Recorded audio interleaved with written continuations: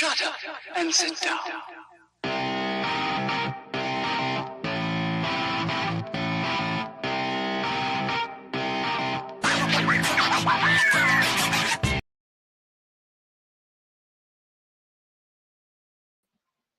There I am talking without unmuting myself.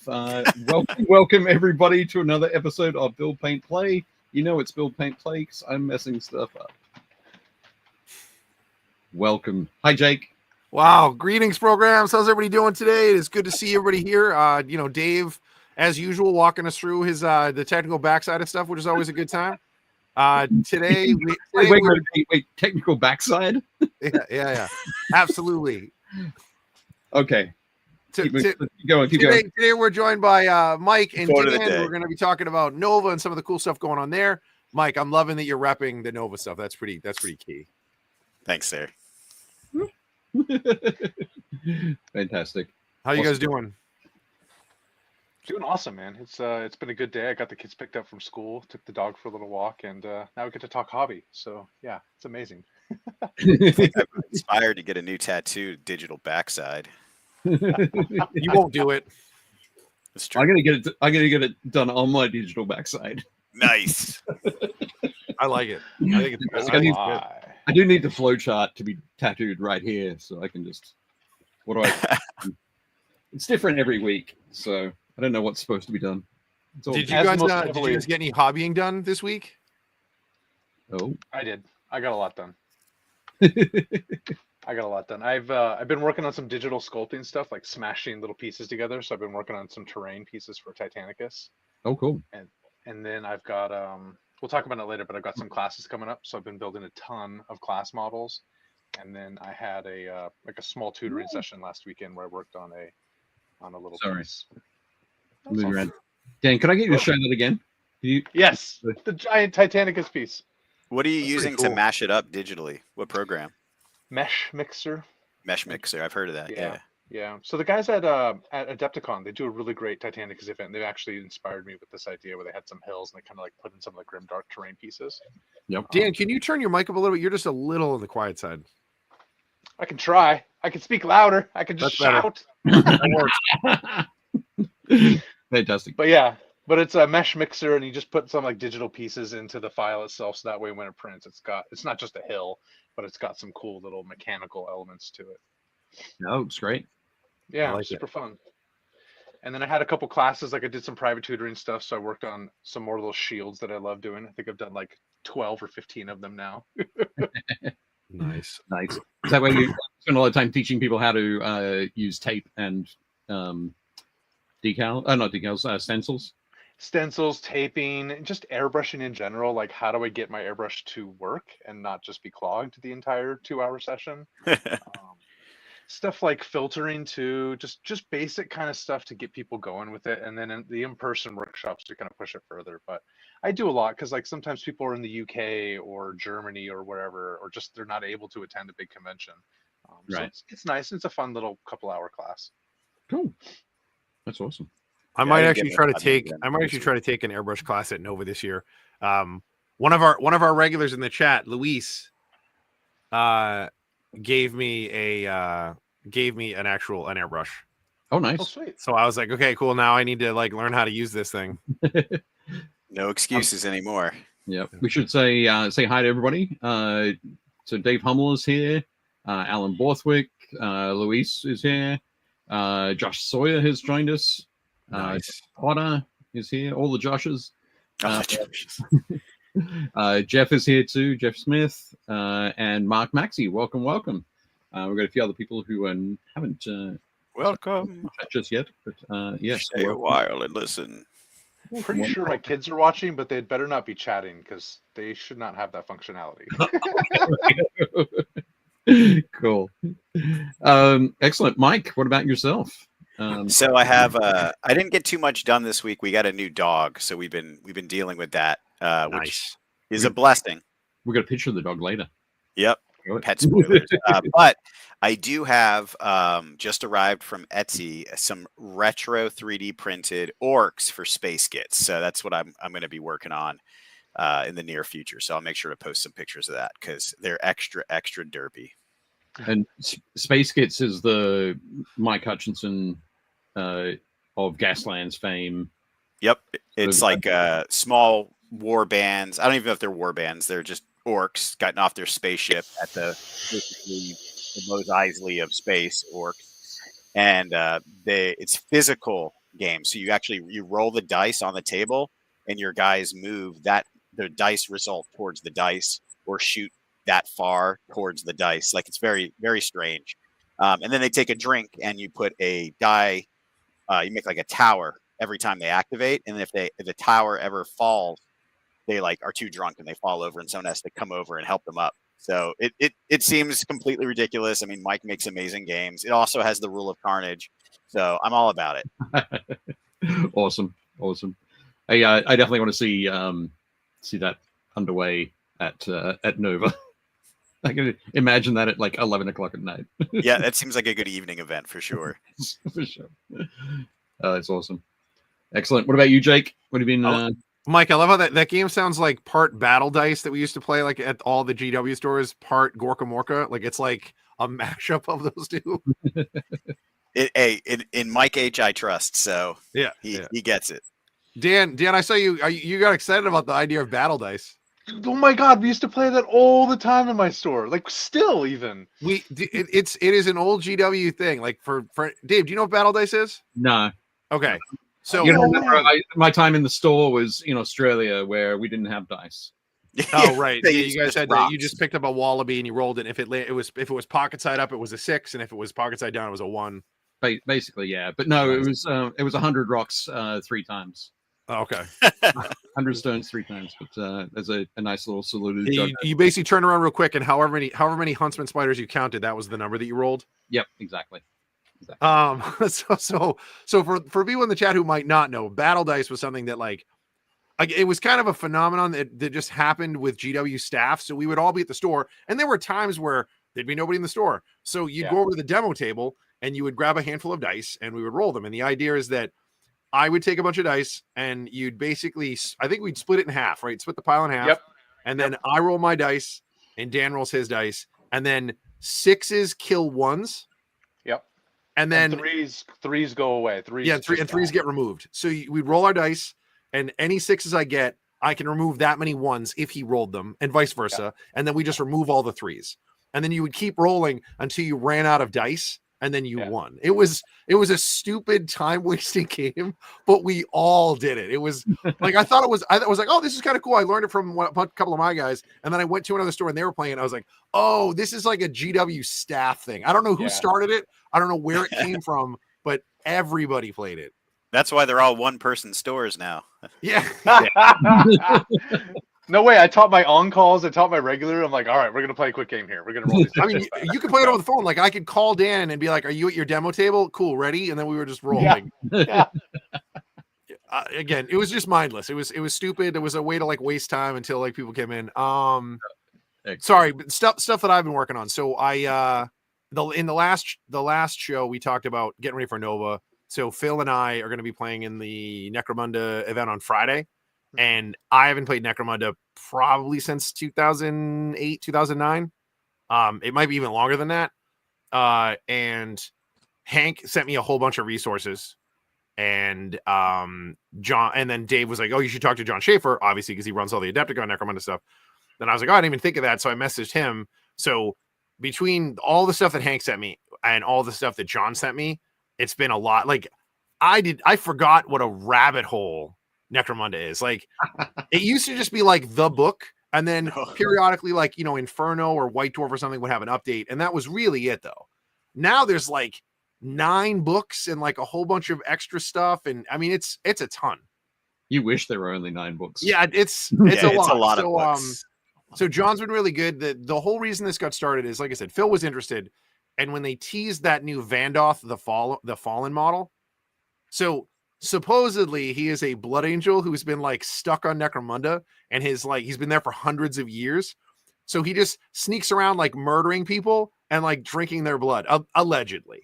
So he's an outlaw because he's not part of the hierarchy of Necromunda, but you can't you can hire him as a hired gun, except none of the Chaos factions can hire him, which makes sense because he's not a heretic. Like he's just missing an action. Vampire. That's all. So yeah, so I was like, oh, he seems really cool. So the more I talked to John was like, well, the way Necromunda works, depending on what they're doing for an event, you might not be able to take hired guns. And I was like, oh, okay. So he was like, you should just make him your gang leader. And I was like, how do I do that? So he sent me, it's John. So he sent me all these like links and he's like, oh, read this section.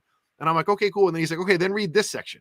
So he's like, it'd be really cool if he was like, walking around as a gang leader and he has like a whole bunch of like Cawdor people who are like, oh, it's the end. It's the Emperor's vengeance. And they're like following him around, like keeping an eye on him.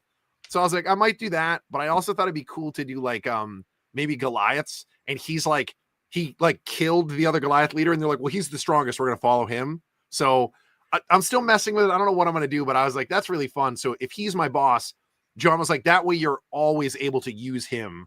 And regardless if they allow hired guns or not, like he's your gang boss. And I was like, okay, cool. So that's been kind of fun. I've been doing a lot of like list building and trying to see what's available. There's a lot of Necromunda stuff that's like sold out. So I can't even like get my hands on it. So I'm trying to figure out like, I might just buy a bunch of the Hive Scum, which are like the sort of generic gangers and just paint them up or do some kit bashing. I don't know. I'll figure something out, but I got to actually build it and figure out like how many points I need. And I'm assuming the guys that are running that event are going to have like a packet or something. So I'll have to figure out like what I have to do. But I've been doing a lot of research with that. And then I don't know did I show you guys last week the case that I built? I think I don't know if I showed it if it was done. I got a new glass display case from IKEA and I built it a week ago and started putting some stuff in it. So now it's like I actually have some stuff on display here at the house, which I normally don't. So yeah, you guys were teasing it was a true scale hobby project. So, all right, yeah. So this is that's most of my Flesh Eaters army. It's not all in there, but some of it is. I gotta buy some like acrylic risers or something so I can fit all the tanks. Because the repulsors are like this giant rectangle of plastic, and I'm like, I run 4 of them, and if I put them in there, I basically can't put the army in there. So I got to buy some like risers so it looks like they're like floating or something. Yeah, but sure. Yeah, that's been the extent of my hobbies. Oh, and I started putting together a list for Warcrow, which is the Infinity like fantasy game. Yep. It's kind of cool. They do like there's like a 1v1 skirmish version, so like Dan and I can play against each other. And then there's like a board game version where we all pick a hero. It's almost like the Silver Tower game. So we all pick a hero, and then like we are adventuring through like the world, and there's like random encounters and like bad guys and stuff. It's like a dungeon crawl procedural like world game. But yeah, so we'll see. That's been the extent of my hobby stuff for the last like week or so. Cool. And to say hi to Sean Gleason, who has joined us. Sean, I got everything. I didn't get probably the coconuts comment. I'm not sure where that came from. But yeah, Sean said he signed up for a Necromunda on the Saturday at Nova. So nice, definitely cool. How about yourself? How many thousands of points did you get done? So that wasn't 7; it was only 3. Alan Borthwick's also joined us and said, "Oh, sorry, he was here before and said I should take the shrink wrap off my Warcrow Kickstarter stuff. Probably, you should probably do that." And Scott said, "Oops, keep forgetting you guys start at 5 my time now. Sorry, Scott. We do. Time travel. A wonderful daylight savings time." I think last week I showed off. I mentioned that I was going to be painting a couple more. What do you call them? Shock troopers for my. There we go. For my Prussians for Trench Crusade. There we Those go. are looking really good, great. dude. Yeah, those guys are great. So this guy, oh sorry, had him in the wrong fingers. This guy just went with the cool shield, Dave. The gold shield. Yeah, that's from the I think it's straight up from the Red Brigade, Westphalia Red Brigade group. Oh, like group models. So just painted with the fun yellow. They're so grimdark. It's such a nice pop of color to have like the shields. Yeah. But this guy with the great sword there, he didn't have a shoulder pad because the other guys, the shoulder pads are from that are on the other models. Where are they? There we go. Like these guys there. Nice. Sort of built onto the original. So the Trench Crusade official models. Yeah. For New Antioch. So I just created that one out of green stuff and painted it up the same way. Dig it. Yeah, they definitely need that pop, because otherwise you're like, oh, it's kind of a dark model that's dark on a dark base in a dark setting. Yeah, just having that nice little pop is good. Also, so I did that. easy to find on the board when you're playing on a dark board with your dark models. Yeah, yeah, for In sure. a dark room. Yeah. Yep. So I did those, and then I've got a few more models that are in front here, and I've got a photo of those later. So I think last week when we had Mike on, I was talking about the communicant. Yeah. Communicant. So I finished him up, and I got a photo of him later. He's standing there. I always forget. So who's the big guy with the machine gun? Oh, which big guy with the machine gun? The ghoul wearing like plate mail pants and the machine gun, like the Trench Crusade guy, like from the first Trench Crusade. Oh, that's a heretic. Oh yeah, that's where is he? Or is it the Merc? The Yeah, he's a mercenary. Yeah, I think they're mercenaries, right? Because you can use them. the anti. Yeah, that dude. guy. Yeah. What is he called? So he's a communicant as well. Oh, okay, that's what threw me. I was like, I thought that was the communicant. So No, the whole communicant thing Mike mentioned very briefly last week is so the forces of the church took DNA supposedly belonging to Jesus to create beings called things called the Metachrist. And as you do. As you do. And obviously part of that sort of body and like wine is the blood of Christ, and bread is the body of Christ, kind of thing. Sure. They fed some of the body of these Metacrists to some people who some devotees, and basically by consuming that they became communicants.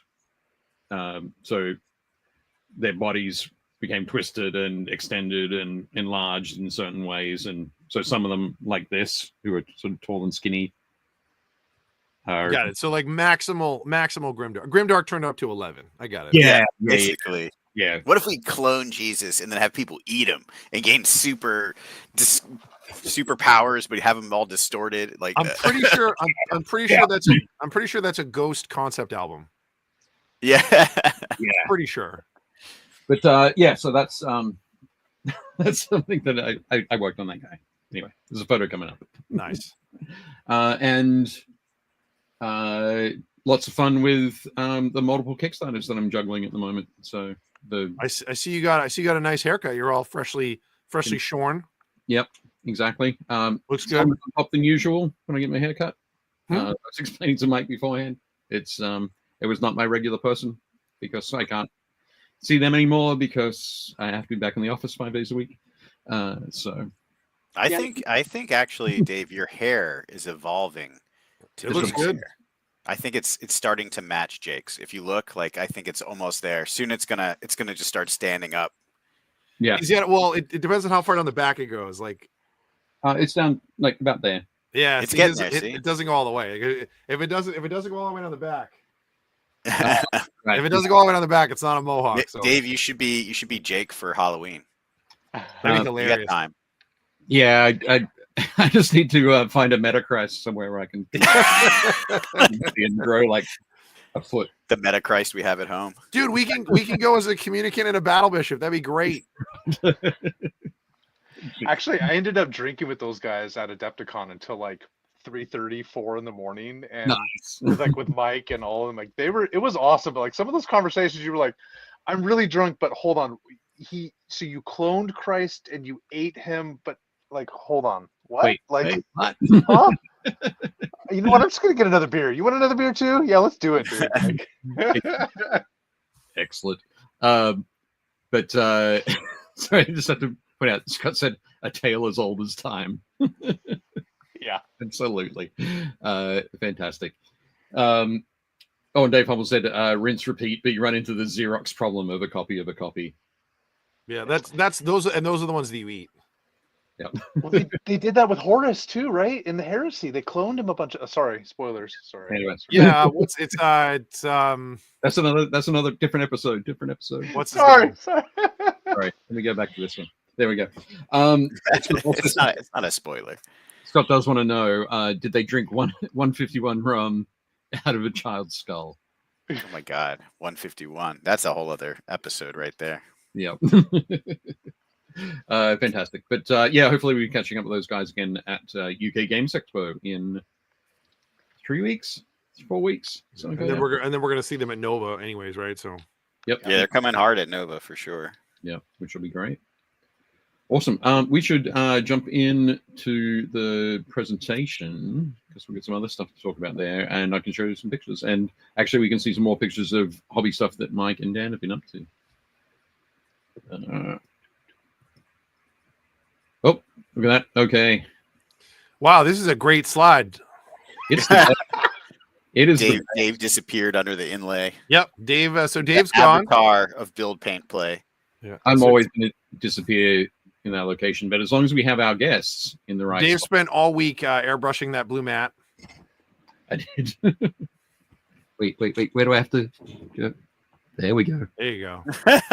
Yeah, just lean to your left and you'll be fine. The smile, it makes it happen. The like This is creepy, like behind the tree smile. Yeah. Awesome. So of course, yes. First thing we need to do is thank the Army Painter. Jake and I are both members of the Army Painter Factory team now, which is super cool. We had our first official team meeting, Team Mark II meeting this morning. Yeah, it was pretty fun. There's a lot of like good folks on the team. Like I think now they're in a spot where we have a pretty good variety. Yep. And I think at this point they've all announced themselves. I don't think Army Painters made the official like update to the website, but no, it's a pretty good list. So it's the same guy. When they started, it was Sam Lenz, Uncle Adam, and Phil, and Phil, then Geek. Eric has left, and now we've got Heresy for Heretics, Don Serratos, Chris Peach, Tyler Mangle is part of the team. yeah, Tyler Mangle, So is Rob Medwell. Yep. yeah, and then what's Rob's last name? Metas. Medwell. Matters. Okay, yeah. Metters So Miniatures. we Rob. So Matters Miniatures, and then Dave and I, and then we met their new I guess marketing coordinator at Amy. She's awesome, like super nice, knows her stuff. That should be a good time. So we're gonna do a lot more kind of like overlap stuff and other like things where we can kind of help each other out. And then obviously like you still have Kat and Caleb, who are two phenomenally talented painters they're part of the events team technically, but still part of it. The funniest thing we keep hearing is that people are like, so do you guys all work in the factory? And apparently Adam and the team got the whole idea because in Europe, because they all watch Tour de France and things like that, the factory team is the team that is sponsored by X. So it's like the Adidas factory team or the, like, I don't know enough about bike racing, but like, it's like the blank factory team. And the idea is that the company is the factory and they sponsor their own team. And they're like, yeah, we have to do so much explaining to people being like, no, they don't work in the factory. And no, they're not part. Like it's just a really weird kind of thing that they have to explain all the time. It apparently works similarly in motorsports as well. Sure. So, you know, the Mercedes team or the Ferrari team or the Yugo team, that kind of thing. But fantastic. So speaking of events, Kat and Caleb and Tim will be at DreamHack in Dallas, which is an enormous esports event. And you might be going, hang on, miniature painting at esports? They are looking to, so DreamHack are looking to expand into tabletop stuff as well. And Kat and Caleb and Tim are going to be helping them out there, running some Halo Flashpoint paint and takes, doing some other classes and demos and that kind of thing as well. So if you happen to be in the Dallas, Texas area on the, I think 23rd, 24th of May, I think Phil is going to be there as well. Right, cool. And yeah, you can get on there and have some demo games or some demo painting and paint some Halo Flashpoint.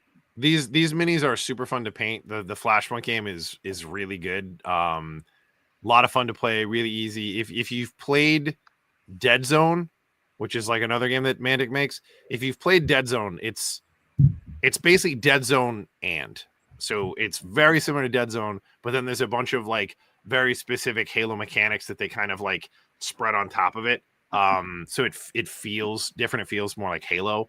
And like I'm a huge Halo fan, so it's really good. They did a great job with it. The minis are super fun. The Spartans minis are one piece, right? Yeah, they all come out of the box and they're printed in blue plastic and red plastic, so that theoretically you play right out of the box. For people who aren't painters and just want to play a game. But there's a ton of, like, looking at this guy on the screen, like there's a ton of detail on them. The Spartans all wear that Mjolnir power armor basically, and because they're definitely not Space Marines, and the amount of detail that's packed into these is it's impressive. Yeah, definitely cool. Awesome. So you can check that out. Excellent. Scott says, that's a fun painting team. Jake, get one of them to show you which end of the paintbrush to use. Oh, no problem. Scott, I'll make sure I send you the slides. Fantastic. Of course, the next thing I need to mention is the Art of volumes 13, 14, and 15 are currently funding on Kickstarter. There is a link down below. They'll be up until Wednesday of next week. So what is that going to be? May 14th. So things are going really well. We've got almost 1,000 backers now. So hopefully we'll end up around 1,100, 1,200 backers, which will be great. That's wild. And yeah, it's been, again, it continues to be wonderful to be working with these folks. Excellent. Scott says, don't let Vince show you how to hold a brush. I don't think Jake will. It'll be fine. Or Tyler, apparently. Tyler apparently holds his brush in the middle of his hand. He holds it like that. It's the same sort of grip as Vince. What? That's just wild. It is. One other thing I wanted to mention is my buddy Keith at Versatile Terrain. He does for the longest time he's been doing my mind's gone blank. The nameplates. Nameplates, that's the word I was looking for. Thank you very much. Yeah, I got you. So nameplates for miniatures. I've got about 24, 25 of them on my Space Marine army that I did back for the Tale of Four Warlords. All of my Chaos Knights have got those nameplates on them. Quality stuff. But he's been working on putting this book Nook idea together. So currently has a Kickstarter running, linked in the notes below, where these are 3D printable book Nooks. And he's got 4 different designs at the moment, all of them sci-fi based, and they all look fantastic. But as you can see from this photo, Keith is also a big supporter of the Art of series. So super cool. Very nice. But yeah, so that Kickstarter is running at the moment, and you can check that out. That's awesome. Yeah, I was looking at that Kickstarter too. I'm just a giant nerd. I mean, we all are, right? But like, book Nooks with the Warhammer stuff, like that's just Warhammer book Nooks. It's where it's at, right? Sold. I'm done. I'm sold. Yeah. Absolutely. I backed it for the core box, and where's in my hands? There we go. The core box and 4 of all 4 of the designs from the because there's different ones. There's like slightly different versions, and then they like open up too, so it's like half of it, and then the part that like closes, it has the other half of it. It's really really cool. Yeah, definitely neat stuff. Here we go. I mentioned the Red Brigade guys, so that's the communicant, the back there with the big hammer, and there's the Lewis gunner. Is this guy? That's the one that they put the Lewis gunner and a trench dog out as free STLs before the Kickstarter. The German Shepherd dog, right? with that. It's from like the hat or something. Yeah, it does have that kind of look. And then the sort of little mini vignette on the side is one of the pieces they had in the Kickstarter as well. Not for use in the game, but just a little scene. It could be an objective or something. It could be, yeah, for sure. But yeah, so a lot of fun painting those guys up. Yeah, just again that pop of red. The pop of red, dude. It just like screams out from the model. Because otherwise, it's very bland. It's very like muddy, dirty. But just those little colors of yellow, those little colors of reds, and these ones look so awesome. Yeah, Dave, is the background your wall that looks like grimdark like that? Yeah, it has like stairs going up. There, that's actually sort of the bottom part of the chimney. It's perfect. So my boiler that heats the house like is down here, and all the gases vent out that chimney. Don't worry, mine's right there, buddy. I got you. We're in the same boat right here. Fantastic, thank you. From the other side of the country. Excellent.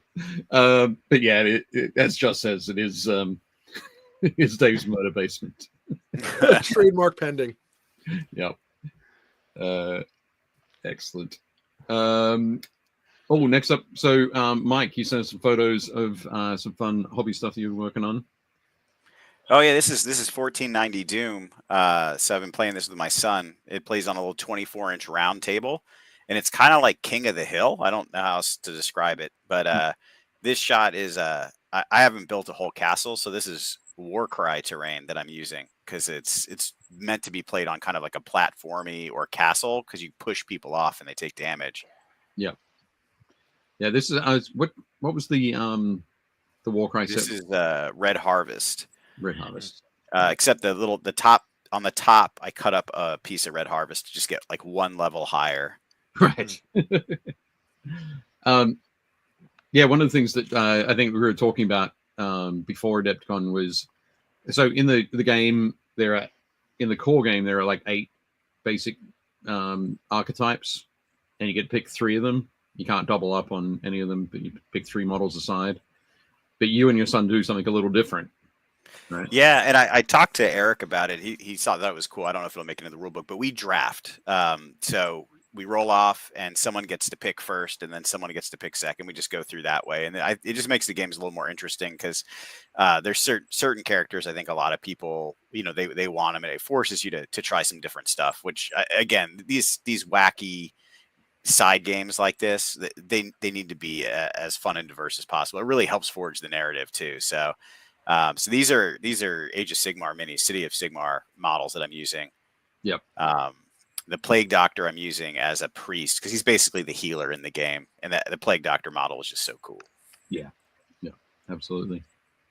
But no, and I think this, speaking of all things on crowdfunding, this one launched on GameFound today. So we'll have a link for this next week. I don't want to throw in too many links into the notes below. Yeah, there's a lot. There's a lot of links. Yeah, there are. So yeah, this is looking pretty cool. But yeah, going well on GameFound already. So that's cool. So here are some other in-game. Oh yeah, this is us trying to kind of climbing up from the ground, moving over, and that big guy was kind of guarding the way up to the next platform. And this is kind of where the end battle resulted here. So you can kind of see the scavenger here and the warrior fighting at the top there. Yeah. It is like a fun aspect having that additional victory points for having you got like holding that top point, the highest point on the table, as everybody's scrambling away from the creeping death. Yeah, I got to finish painting these guys up in this table, but you know what? It was fun just to get it on the table. Yeah, just a blast. I love those little narrative elements too. It's like my kid and I played Gaslands, and he was like, "So I can have a monster truck?" I'm like, "Yeah, dude, you can." He's like, "Can I run over other cars?" Like, "Yeah, go for it, bro." And like just having those fun little like narrative, like, "I'm gonna block this way so you can't go up there." Like, it's so much fun to do that stuff. Yeah, it is absolutely. Sorry, and Dave Hummel's just said, day 3 of going through the posted links. I've discovered the end of the internet. Fantastic. We want to make it easy for you to get places. Awesome. And I guess the scavenger was the winner. Yep. He just got lucky and was able to get him off there. You push someone 1 inch anytime you win a combat, so the activation order can be really important too. Yeah, absolutely. But yeah, that's cool. One of these there. So Star Wars Legion.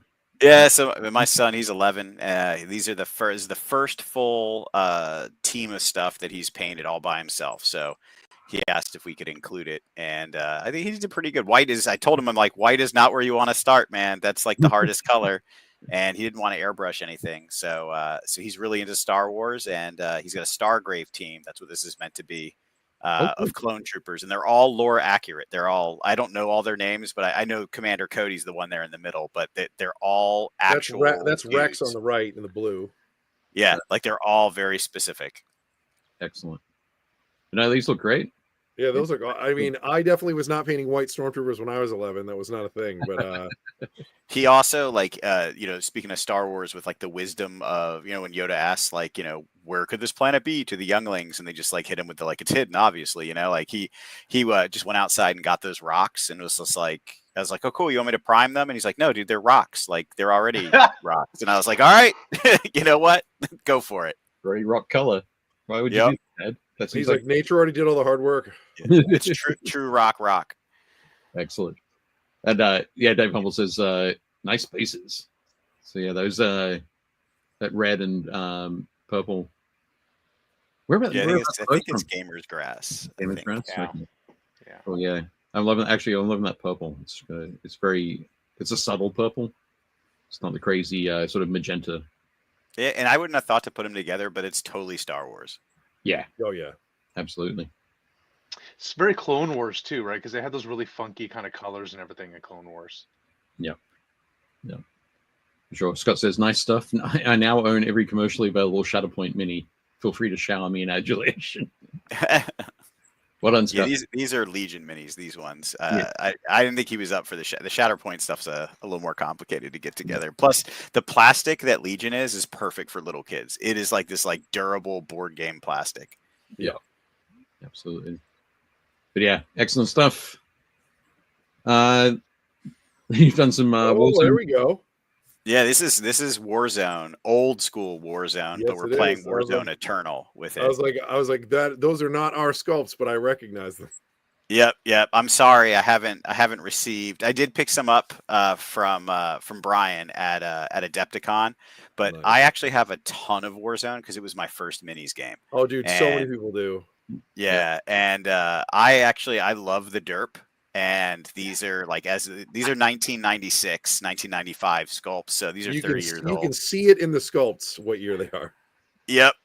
And but the big hobby project from this picture was more these shanties I was making. So these are made out of black corrugated hobby cardboard and over some pink foam. And then these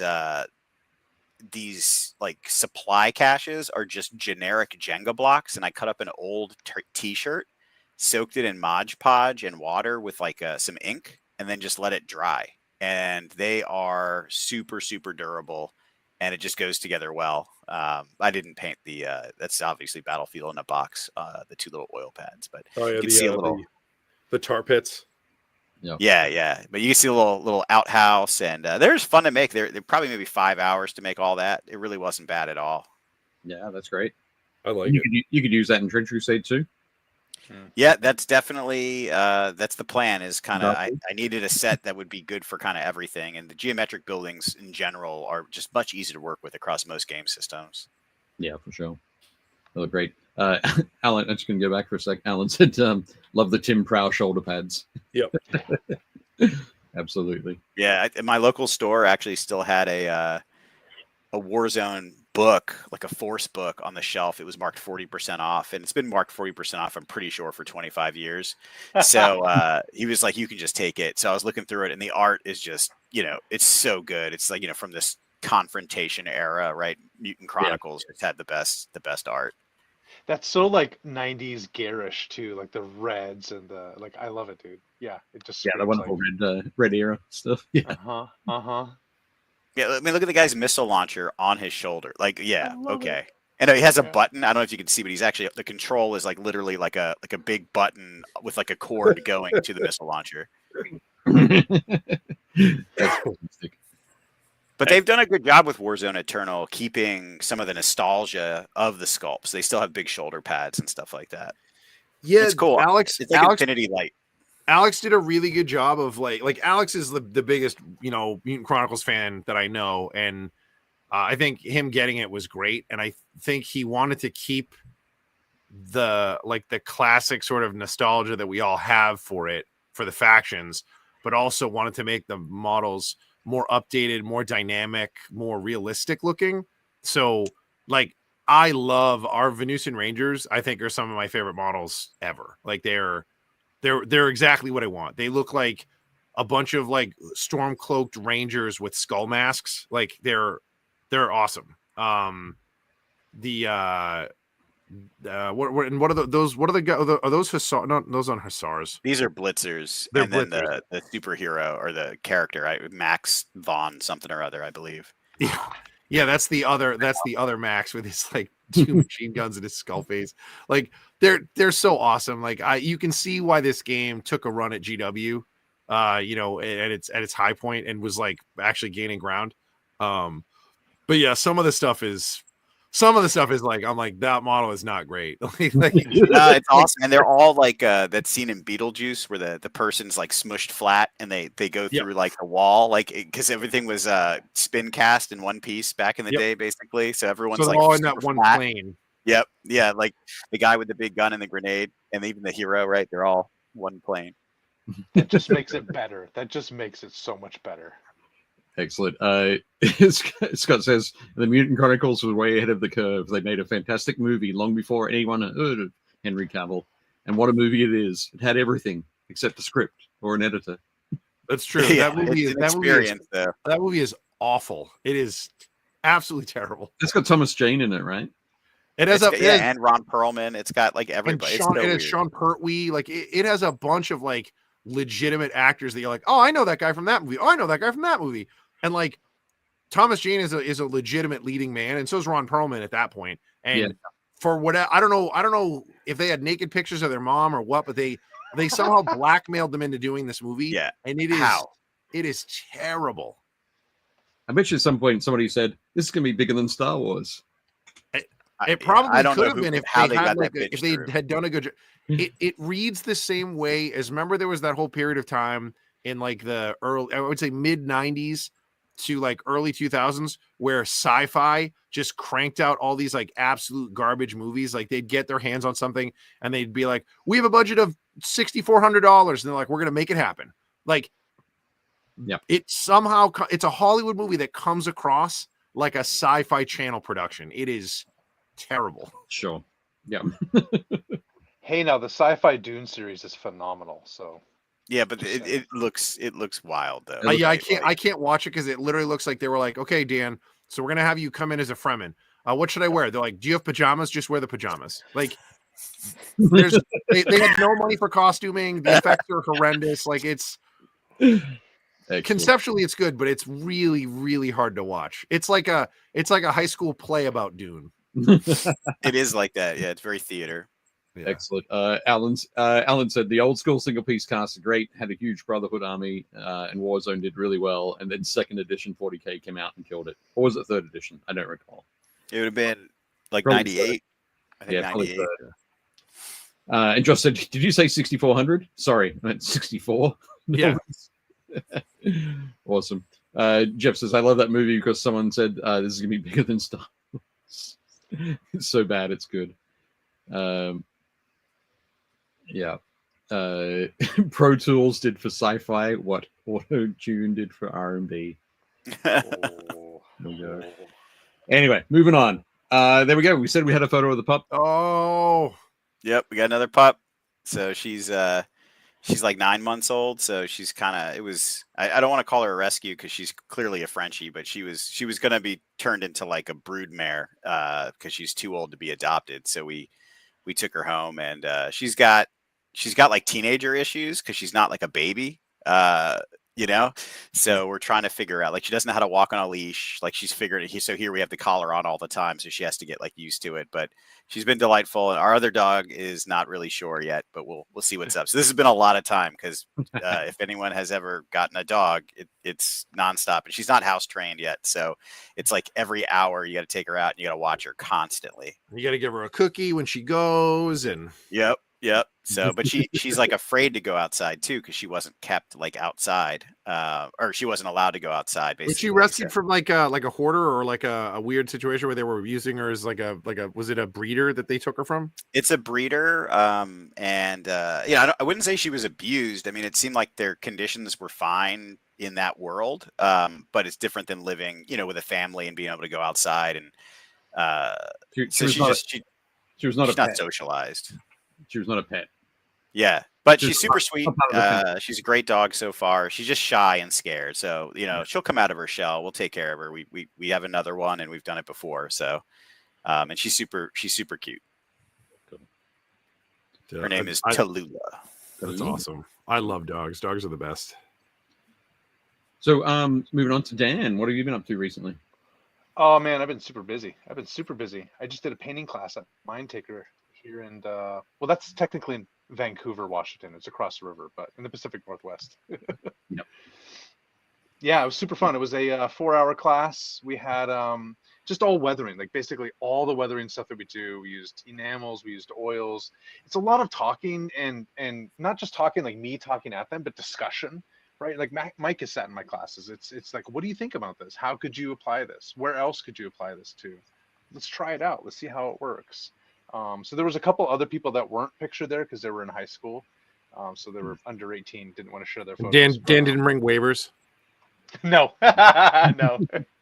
The dad did drop him off though. He was like, "Peace out."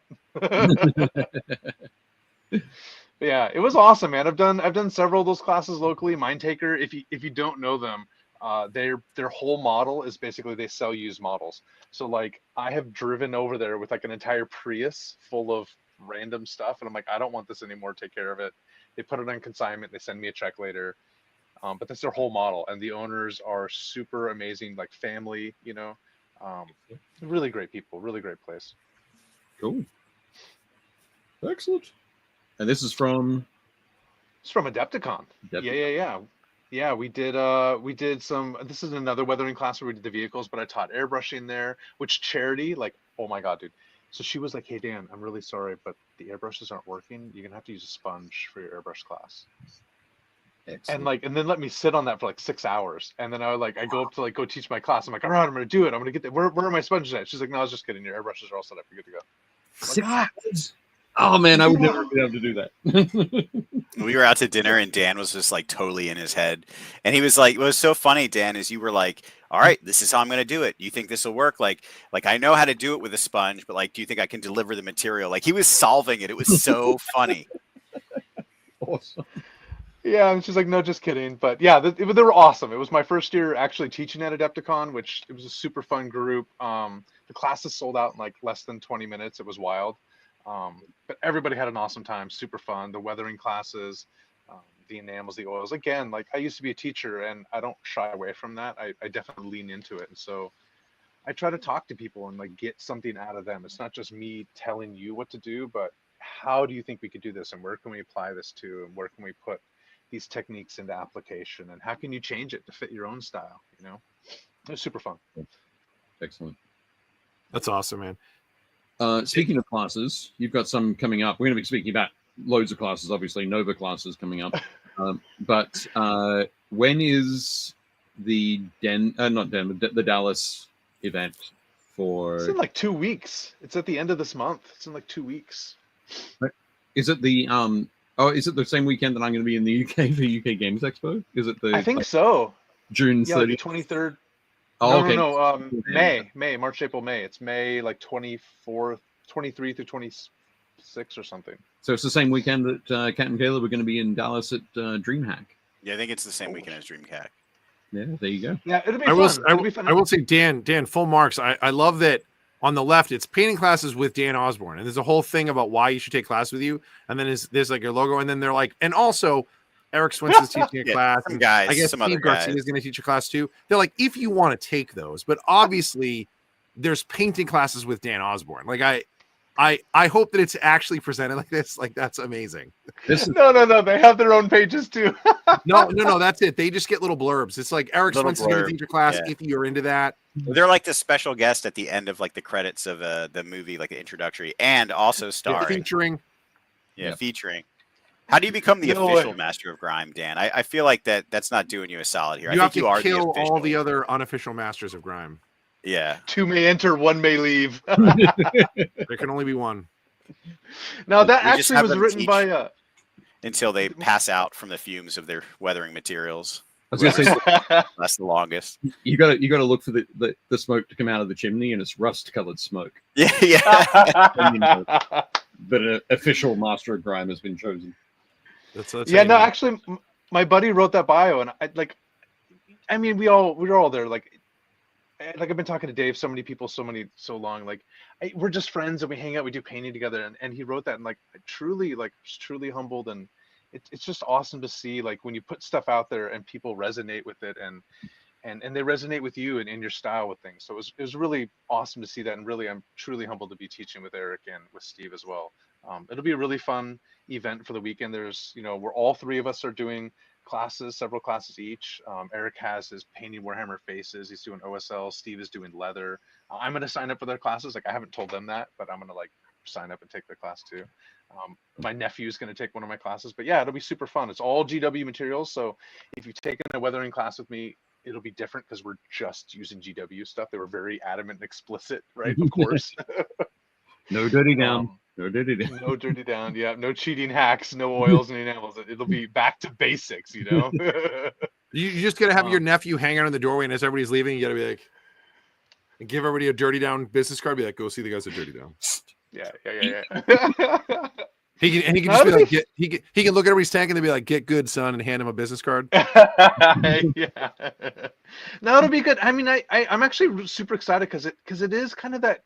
I don't want to say it's not basics, right? It's just we all learn certain techniques and then we learn other techniques. And sometimes you grow past them and you don't go back to those things, but then sometimes you do, right? Like I know Vince, his weathering classes, he just uses acrylics, right? Jason, he made that noosh because the enamels do give him like a headache. So it's just different styles and techniques. And the truth is, like, there's no one, this is thou shalt always do this, right? Like there's a ton of stuff out there. Find what works for you and do that, like, a lot. Yeah, I feel like typhus corrosion can go on everything. That's a great technical paint. Yeah.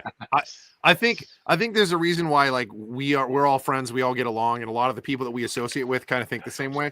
So Okay, bye. Dave and I were talking about this a couple of weeks ago. We were talking about, like, different painting techniques and how people work on stuff. And even when we do the painting lessons, whether I'm at San Diego or in the store, I always try to teach people, like, these are some basics. And then I'll be like, this is what works for me. These are some things that I do. And then, like you said, I'm always like, what do you guys want to do? And then I'll give feedback, because the idea is that I'm not trying to teach you how I paint. I'm trying to teach you how you can use some of these techniques for yourself. But I want everybody to kind of make it their own.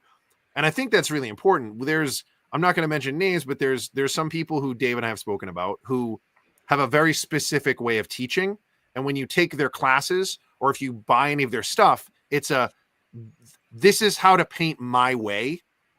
And like, that's fine if you're like trying to duplicate something, but that has never worked for me. I'm always like, hey, oh, that's a cool effect. How do you do it? Like Caleb last year at Nova, we were just screwing around at the booth, and I was like, oh, I really like how you did this on the Terminators. And he's like, oh, I kind of found that by accident. And I was like, how'd you do it? And he was like, showing me how to do it. I was like, that's super cool. So that's a technique that I've like adapted on a couple of my models, because we're all just sharing secrets. Like, one of the big things I say all the time when we're at San Diego is, it's not that I'm like a great painter. It's that I've been painting for so long that I've picked up all these tricks and tips from all these other great painters.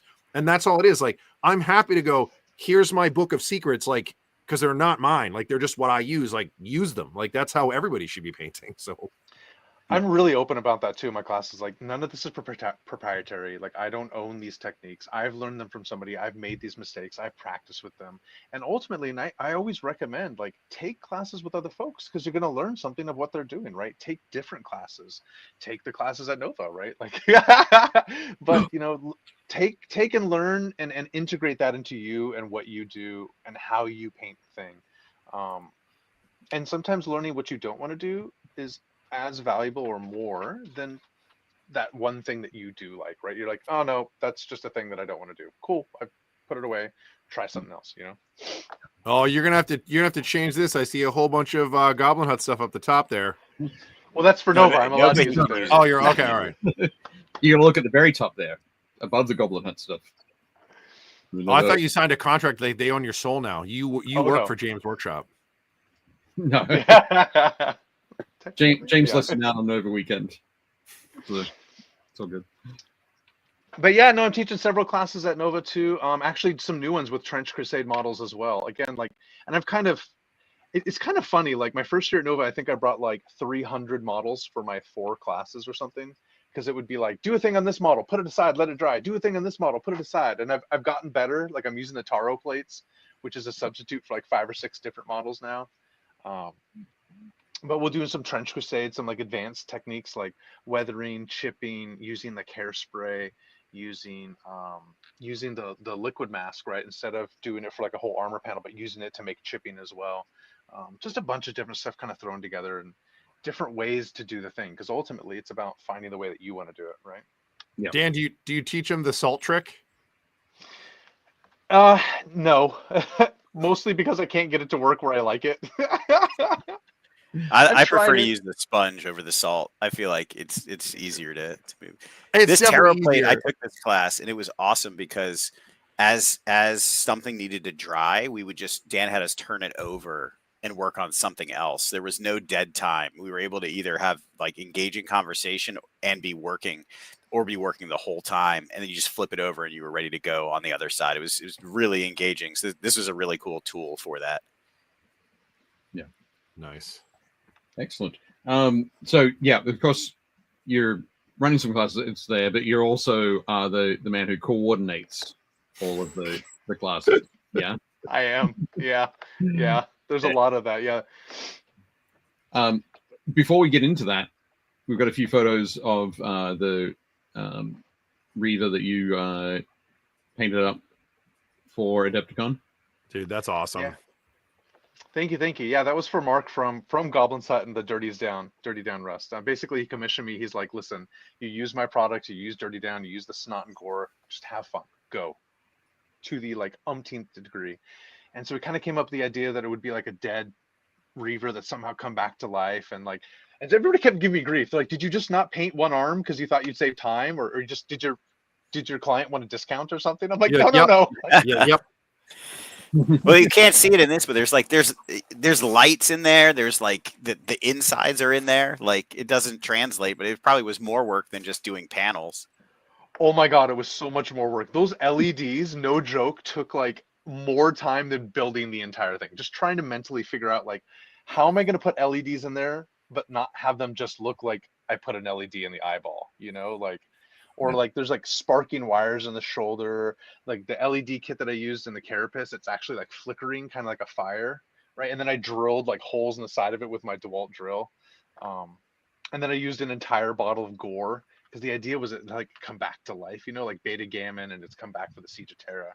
Yeah. So there's like gore and stringy bits, and like I flicked the blood on the side and then like had it like stringing down, and I kept asking Mark, I was like, dude, like I kind of feel a little uncomfortable. Like, is this? I feel like it's too much. He's like, it's not enough. Do more. I'm like, but shut up and do more. I'm like, okay, I'll do more. He's like two bottles of gore. Yeah. Dan, he flew with it. I'll tell this story real quick, Dan, if you don't mind. But he flew with it. You know, it's a huge case, and he's at Adepticon, and I'm like, oh, what are you up to? He's like, oh, I gotta deliver this to Dirty Down. They're setting up their booth, and because we weren't vendors, they were not letting us in. They were like you cannot get in. So eventually they came out and got it. We were able to set it up, but it was so funny because it was like the clock was ticking, right? The vendor hall was going to open, want to get it set up, get the lighting right. that was just so crazy. Yeah. Yeah, I mean, I was going to say, I was just gonna say quickly, that's the thing. going into the chat. So Scott said, going back to Jake's take on classes, says, "I'm Jake. Welcome to my class. Get out your Jake Zorn palette and get ready to Jake shop these minis. we'll Jake with some Jake glazes to ensure you achieve maximum Jake trust." I mean, that all sounds great. Not what I would say or do, but it sounds great. I like the idea of a Jake Zorn palette. I don't think I have a Zorn palette that I use. Well, it's the Zorn palette, which is the Sure. Right, but I don't Enough think I have said, my enough own said. version. I don't think I have my own version of a palette that I use all the time. You should. But Dave Hummel obviously picked up on the same thing there, Dan, with the like the demon resurrected titans at the Siege of Terror. Yeah, it was fun. Josh said this thing was mind-blowingly terrific in real life. The carbon scoring and burned wires look very realistic. And Scott said, "Yeah, I did one arm to save time. Michelangelo did the David naked to save time." Also, he loves Well said.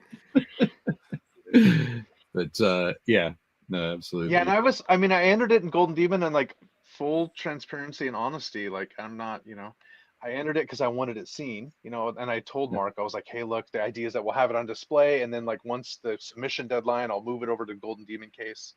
And like I expected like nothing, like less than nothing. Like it was so over the top. I was like, there's no way at all I'll even get like a second glance. Just to have it in there, like it's kind of a secret wish of mine. I just want Titans every single year, right? But I was awarded a commended pen, so just below finalist. I was truly humbled. That's awesome, man. That's cool. And this photo, Mike. This is a big chunk of the Nova crew. Unfortunately, we didn't have everybody. I don't. You were probably in some fancy pants meeting or something. But wait, this was Saturday night. This is right after the GW thing, in which Eric Swinson and I defeated Pete Foley in cornhole. Thank you very much. Okay. This was at this was it 3rd Street Market? This awesome hall with just like food everywhere, drinks, did a beer wall. So this is pretty much the Nova art team here, minus Dave, and a handful of people. So there's Dan and Dan in the middle there. So this Dan Osborne, Dan Athanasaur. Yep. Then that's Christian behind Dan A, who's joining us this year to elevate the photography game. So that's a really big deal. We've heard a lot of feedback from people. They want better photography. So Christian's leading the charge with that. So he's kind of like the photography manager, for lack of a better description. 2 weeks ago when tickets went on sale during the show, I had to stop and bought a ticket to Christian's semi-private class. So. Yep, and everyone on the left there is all Hobby Haven. So Tim, who is there, he runs the Hobby Haven. He's the manager, and then everyone there is his wife, the volunteers. On the right, you got Owen in the Nova shirt.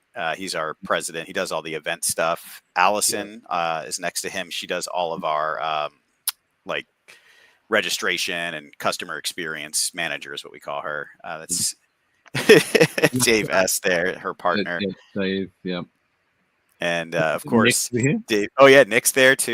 Yep. And Dave Phillips down there in the beautiful, glowing. I can't stop staring into that abyss.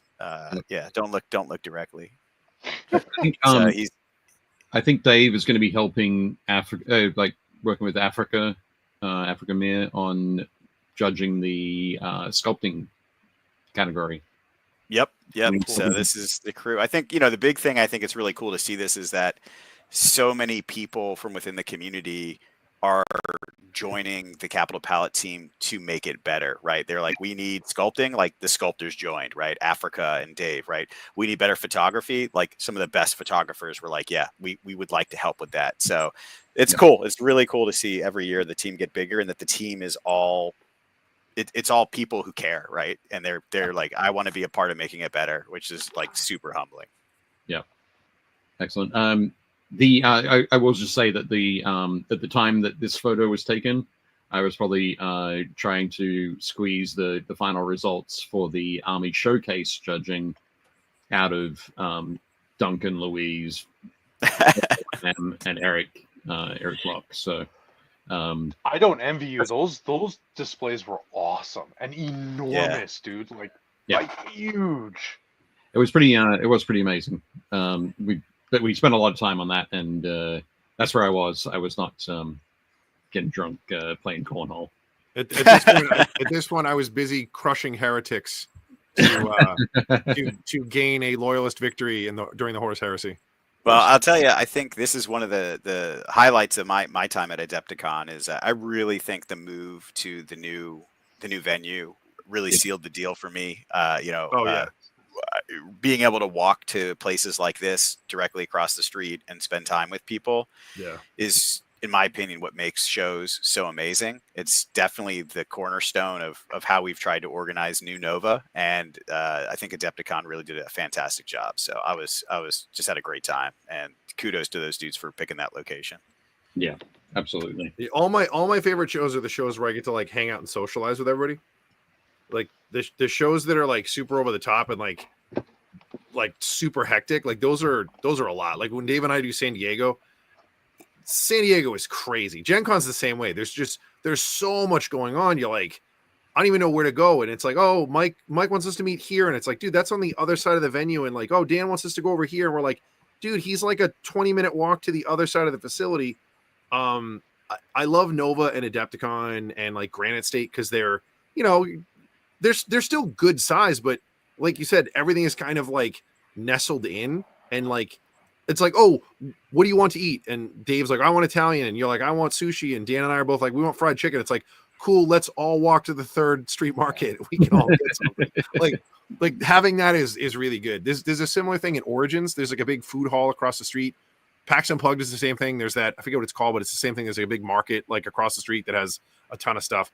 Anytime where you can hit that kind of thing and everybody can kind of get what they want. It's like, oh, we have somebody with a food thing. It's like, cool, man. Like, oh, I can't have, gluten. All right, well, pick something else here. Like it's nice having that kind of option that's right there. And it still feels really like connected for a show like that. So, or just being able to go outside. Like, I think that's one of the things I love most about Nova is like, you can take a minute and like walk outside, and 3 minutes away there's this pizza place that's right by a hip hop bar and a gay club, and you can just like do people watching and be outside the convention and just enjoy the city that it is. Or you can spend an extra day and go to the Capitol and go see the different museums and stuff. Like, well, not now. Dave, didn't you walk to the zoo last year with Kat? No, I've walked to the zoo before, but with the previous year with Kat, we walked down to the White House and the Ellipse and that kind of thing.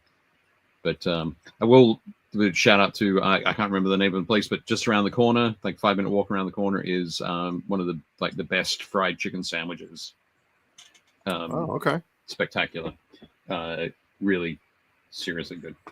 Well, now I want a chicken sandwich. Well, yeah, as the food is. Me too. Thanks. as we get closer to Nova, I'll start to put some of those other. We'll make some food recommendations. All right, you guys heard that. So one of the nights that we're there, Dave is taking us all out for chicken sandwiches. No, I'm done. it's good for lunch. It's a good lunch. And I Cool. also ordered cornhole sets for the courtyard by Hobby Haven where all the artists hang out. So I already have we have a karaoke machine already. So we added the cornhole. Yep, that's great. That karaoke is dangerous. Like Swinson pulled me in, and it was like Zombie or something. I had not drank enough to start singing, and like Leia saved me. She was like, "I got you. Don't worry, we'll sing together." And she put her arm around me, and like, it was such an awesome experience. Yeah, I think Leia's coming back this year, which should be awesome. I haven't seen her in a while. Yes. I love those cool people that you meet at those like weird. Yeah, con fam, right? moments. Yeah. Yeah. Awesome. So let's get in and talk about some of the classes that are going to be there. Cool Ambot. Yeah. Yep. Yeah. This is with Devin Bush. He's a West Coast painter. He's in the Bay Area. He's awesome. Really cool guy. Really fun. He's still kind of like growing and building his classes. But really great stuff. He's done a bunch of total local stuff, and he's also teaching more at Nova. So there's still a lot of availability in his classes. But super fun guy. Very approachable. Devin actually took the picture of us at the food hall. Well, So nice. that's a qualifier right there. Yeah. There's a shot of Devin surrounded by. And you can see he can paint. Like he's a great artist. Yeah. Nice. Last year at Nova on this Sunday, I went to breakfast with like Steve Garcia and a whole bunch of other painters, was sitting next to Devin, so got to meet him for the first time, have a chat. And there were a couple of times where it was like, I'd mentioned like they asked me when I started, and it was like I started painting miniatures before you were born. Yeah. Dave's like, Yeah, it was the late 1900s. I had just returned from the Great War. Yeah. But the funny part as well was I was sitting there knowing that like he was like such a better painter than me. Well, like, hold on. It's young guys. It's like the young athletes, right? They have more tools available to them, right? Even their nutrition is better, Dave. So don't worry. Yeah. You kids today with your MySpace. And YouTube and podcasts and there were Yeah. no classes when I was teaching, when I was learning. There were no class. You just Yeah, if learn I by could grow up yourself. streaming Eric Swinson and Marco Frassoni, I'd paint like that too. Okay. Yeah, seriously. Yeah.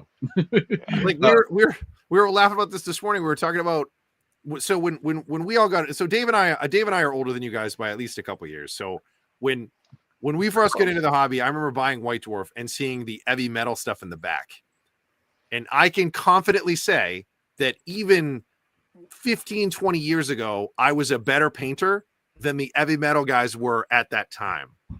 You look at that stuff now and you're like, Oh, it's impossible. Like the heavy metal guys were just a bunch of like really talented guys that worked at the studio and would convert stuff and build it and paint it. And they were fine. They were like, I would say solid hobbyists. yeah. So you could hit that target. You could be like, oh, I can paint to that target or at least close to it. And then now it's like, you're like, oh, this, yeah, somebody who works in the studio painted this and non-metallic, Angron. And you're like, here you go, 14-year-old, like you should go home and knock that out. You're like, oh, he's never going to be able to do that. Oh my gosh. Just real quick about Angron, at the Golden Demon, they had an entire shelf of Angrons. It was hilarious. It looked like he was like in like a mirror prism effect. Like it was just like, There was like 8 of them. Yeah, there was like 8 of them. It was You're like, oh, did amazing. you guys enter the Angron painting contest? You're like, I didn't realize that that's what was happening. Fantastic. Scott says, I was at the Andy Wardle pre-con event and day one bought a dude lunch and he said he'd buy me lunch the next day. Then he bailed. I'm down one Washington lunch. Oh no. come see me. I'll get you. You can come with us when we go for the chicken sandwiches. And Josh said, you had 2 pages of heavy metal and you were grateful. Yeah. He said, I matched heavy metal paintwork with enamels. Dude, I think we all did. I was painting with like enamels testers. Oh. Well, I talk about that too. Like in my classes, I'm like, listen, like y'all don't get it. Like there was no YouTube, there was no internet, like none of that. Like we just had to figure it out. And then you would like go to like the hobby store or like the train store, and you're like, oh, well, you got like paints and stuff. But they were all like, we didn't know the term gatekeeping. They were just like, oh yeah. Oh, there's a lot of that. oh my god, whatever, kid, get out of here with your Warhammer stuff. And you're like, yo, like I'm just trying to be like, whatever, dude. Like, I think the chunky metal paints itself, like back to those Warzone minis or like Confrontation minis is a good example. Like they have fingernails to paint that are raised and gnarly, right? They have teeth. They have there's a lot of texture in the models. Yeah, it's just a different style than what is being painted now. And then no shade on I think either the models of have them. changed. Yeah, the models have changed. Definitely. Because you can paint, like anybody can paint the models really well because the details, right? Like the techniques, the methods, we've learned those ways of teaching, right? I think those old models are phenomenal, but you really got to be good. Like, The fact that you can take this out of a box. Yeah, just that's paint wild, it. right? Yeah. Like, and again, like everybody's like, "Oh, that maple leaf looks great." I was like, "It's on the model." Like I just had to paint it. It's like it's such a different animal. Again, we sound like a bunch of like old dudes. That are like, "Get off my lawn!" But like, sorry, I'm just gonna wrap up with 3 comments here from the chat. Again, encouraging the old guy syndrome. Scott said, "You got pages? We got papyrus scrolls." Louis Sanchez says, "Dave," well, basically saying that I said we carved our minis and mixed our own paints. Absolutely. Jeff's is the best. Yeah, Jeff says, I'm feeling triggered. I started building and painting vinyl kits in the mid 1900s. So I'm going to say that. I remember I used to keep like a 2005 Citadel workshop catalog. All right. Yep. That was so fun to look at. Talk about the heavy metal team. Oh, these are the Pale King's really good. Kyle is Kyle. Yeah, he's a really fun and energetic person to chat with too. Like that to me is important. Like the personality comes across because I want to be able to talk to somebody. I want to be able to get in their mind a little bit and just feel what they're doing. And he's a really great person. And again, his painting is phenomenal. Those Chaos Dwarves at Adepticon were legit. They were so good. Yeah, absolutely. If you want to see yeah, if you don't know who Kyle is, haven't seen any stuff, he appears in Sam Lenz's latest video. So go and check out Sam Lenz's YouTube channel. Check out his latest video where he basically Sam does a quick interview of Kyle, Bob Cahoon, and Jeffrey Bowden. So definitely cool. Bob is teaching at Nova too. His class sold out. He has a basing class, but I was talking to Kyle about this the color theory class. He's like I get it, like color theory, like it doesn't sound super sexy, and I want to change that. He's like, I want to actually make it a fun and engaging. He's going to have a sexy color theory class. Yeah. Yes. Yes. You might show some belly. I don't know. I think you should just call it sexy color theory. That'd be great. Yeah. Just go. add that to it and see what happens. Yeah. Absolutely. Pat Milan said, my first time blending paints was in my grandmother's ashtray. Damn, I'm old. Also, she was pissed. Yeah, you're of a certain age if there was a giant communal crystal ashtray in the house. Yeah. Scott said you guys saying the models are easier to paint now are the same people who said LeBron couldn't play in the 90s. I don't think they're easier to paint. I think that's definitely not what I was saying. But it's true. I don't think it's easier to paint models. I think it's easier to have the tools to paint the models. Like, oh sure, we've talked this before. One of the models I still have it. I have a Lysander, and when he got released, and back in the day, GW had to paint models for the case when they came out. So I had him and Shrike. Shrike was easy. He was basically a black Space Marine with a little bit of white on him. But Lysander, we only had black spray primer, so I primed him black, and then it was like, it's like 14 layers of paint to bring him up to yellow, and then edge him and stuff. And I remember putting him down, being like, "He looks super cool. I am never painting another yellow Space Marine." Like, and now you're like, about that, Jack, Jake, talking about the gatekeeping. Like, the secret would have been to like prime it black and then paint it like brown, right? Yep. Like, sure. That's a trick that like some OG could have saved you 14 layers, right? Oh, I painted him brown, but I had to layer him all the way up to yellow. So he's like, that's wild. 14, and now I'm like, I would just spray him Army Painter Demonic Yellow, and then I would hit him with a wash. I would dry brush him with a lighter yellow and pick out the edges. Done. Like it would be, or paint him a light color and use contrast paints or speed paints, and you'll look great. Yeah, there are more tools for sure. Sean said, having somebody to show you. Yeah. There's a lot more resources as well. Yeah. Sean said Ralph Palther had a couple of lines on how to paint. It was basically, be careful with the lead. Yeah, don't eat this model. Don't lick it. The sweet taste is not good for you. Yeah. Getting back to the hobby classes, though. So, Dan Dougal, is this going to be Dan's first time teaching at Nova?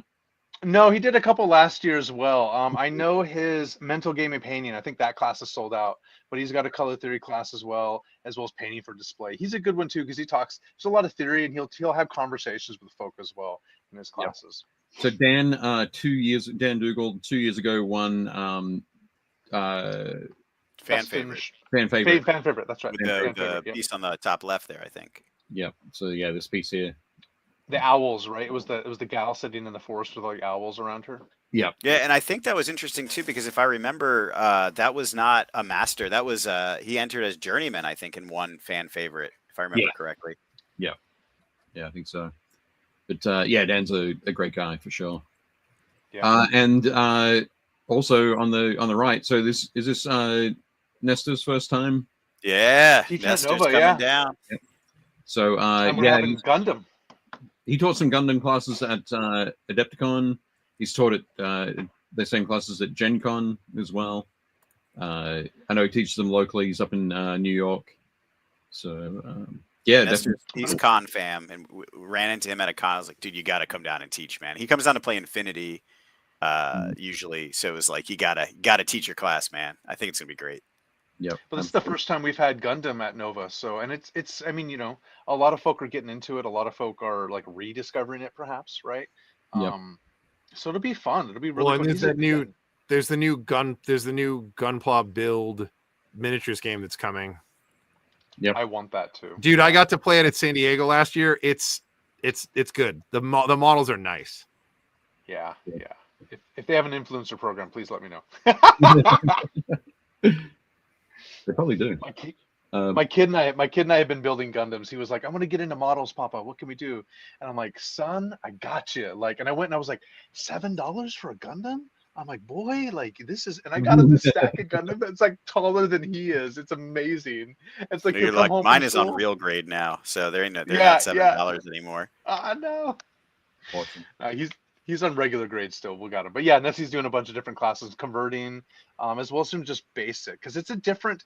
They're models, right? Yep. But it's a different approach. There's some different techniques, some different, you know, people kind of focus on certain things in a different way, right? So it's like scale modeling is slightly different than miniature painting, is slightly different than the special effects industry in Hollywood. You know, it's all similar and there's commonalities, but all kind of have their own approach to things. Yeah. Luis in the chat just screened out Gundam. Maybe it's slightly different emphasis, but he's came to miniature painting through Gundam, and we occasionally get to see different pieces that he's working on that he posts in the Facebook group, BuildPaintPlay community. Again, in the endless series of links down below. Speaking of which, in the links down below, if anybody's watching, make sure you guys, like and subscribe and do all the things to outsmart the algorithm. And yep, fantastic. Sorry, I shouldn't stick my thumb out like that. There we go. yeah, there you go. I got you. I'll do 2 for you, Dave. But yeah, so it's definitely great. I think it'll be fantastic to see more of more Gundam stuff in our community that we built. Yeah. So fantastic. What else we got? So Francesco Farabi and Riccardo Agostini are essentially Chimera Colors. They're the guys that run that company. So if you've seen us mention Chimera before, I think when we had Eric Swinson on a few seasons back, Eric uses a lot of Chimera colors. He even has a couple of signature colors with them. But yeah, super exciting. This will be the first time that they've come to Nova. That's correct. Yeah. And they're teaching a class together. The pre-convention class is sold out, but they're teaching that one together as well. But yeah, both of them. I took some of Francesco's classes at LVO this year, and really fun, really knowledgeable, and he explains it in a way that's like, this is how I've done it, and this is how you can do it too. So very approachable, very easy to follow along and kind of do your own thing with what he's teaching you. It's a really fun experience. I really enjoyed his classes. Dude, the skin on She-Ra looks awesome. Yeah. Really fantastic. Brandon says Francesco is one of my favorite teachers. Great guy too. And Africa is teaching the digital. I know we mentioned a couple of times, but she's teaching several digital sculpting classes too. So that's an awesome way if you've been thinking about trying that out or just want to grow your skills in that way. Yeah. My friend Mark has been messing around with digital sculpting over the last month or so, doing some kit bashing with digital files and extending some different things. But over the weekend, he worked on his first sort of basically like a halfling head. Almost, I think he's going to use like a rattling, but he had him in a old school flying cap with goggles and so cool kind of thing. So when I saw that, I was like, "Hey, it's gonna be a sculpting category in the capital palette. You should totally do it. It off and bring it in, bring it out." You know what's wild about that She-Ra is the color of her hair and the gold are like in theory quite similar, but they've been painted and executed so well to be so distinct texturally, light wise, everything. It's just wild. Absolutely. Yeah, spectacular. Just you see both of them are awesome painters. Different, yeah. But yeah, so it's gonna be fantastic to see them. I think we're also gonna have Francesco and Riccardo helping with judging Capital Palette. Correct. And we haven't And Africa as well. Yeah, Africa and Dave Phillips going to be working on the sculpting category. Fantastic. We also got Lucas Zaba, which is totally awesome. I'm super. He's going to be doing the 2 different oil classes, and there are still seats left for this one. I'm signed up for both of his classes. Yeah, just awesome, and like those little snail nights that he does, like all the texture, like oh my god, I'm so excited to see these classes. He says they're all hand sculpted too. He's not digitally sculpting them, which is wild. Oh really? Yeah. Interesting. He's really no good. At one of the things from a crazy art perspective that Lucas has been involved in, something with Eric Swinson last year at Monte San Savino. So I think Lucas has sculpted he sculpted a series of almost like candle nights. Oh yeah. Versions of Lumiere from Beauty and the Beast kind of thing. And Eric suggested he cast one of them in wax and turn it into an actual candle. And then so he did that, and then he sent it to Eric. Eric painted it, and then they put it on display, and they set it alight. Set the candle. The candle. Eric's, oh wow! Eric and Lucas's work turned into a puddle of wax. Just an amazing piece of almost performance art as well. So fantastic stuff. But yeah, Lucas's work is just amazing. So. And he's a very genuine, honest. Like I got a chance to sit and have lunch with him and chat with him a little bit, and yeah, I really I'm so excited for these classes just to try a different medium. Like I've messed with oils, I've done a couple things. I took a class with David Higgins at LVO, and I've kind of played with it a little bit, but I haven't really pushed into that medium in terms of using it in place of acrylics, right? So super excited, super excited. Yeah. It's gonna be great. So I think all of these classes and many more, are up on the Nova Open website, linked down below. It's actually, I think it's one of the top links, so you don't have to dig too far.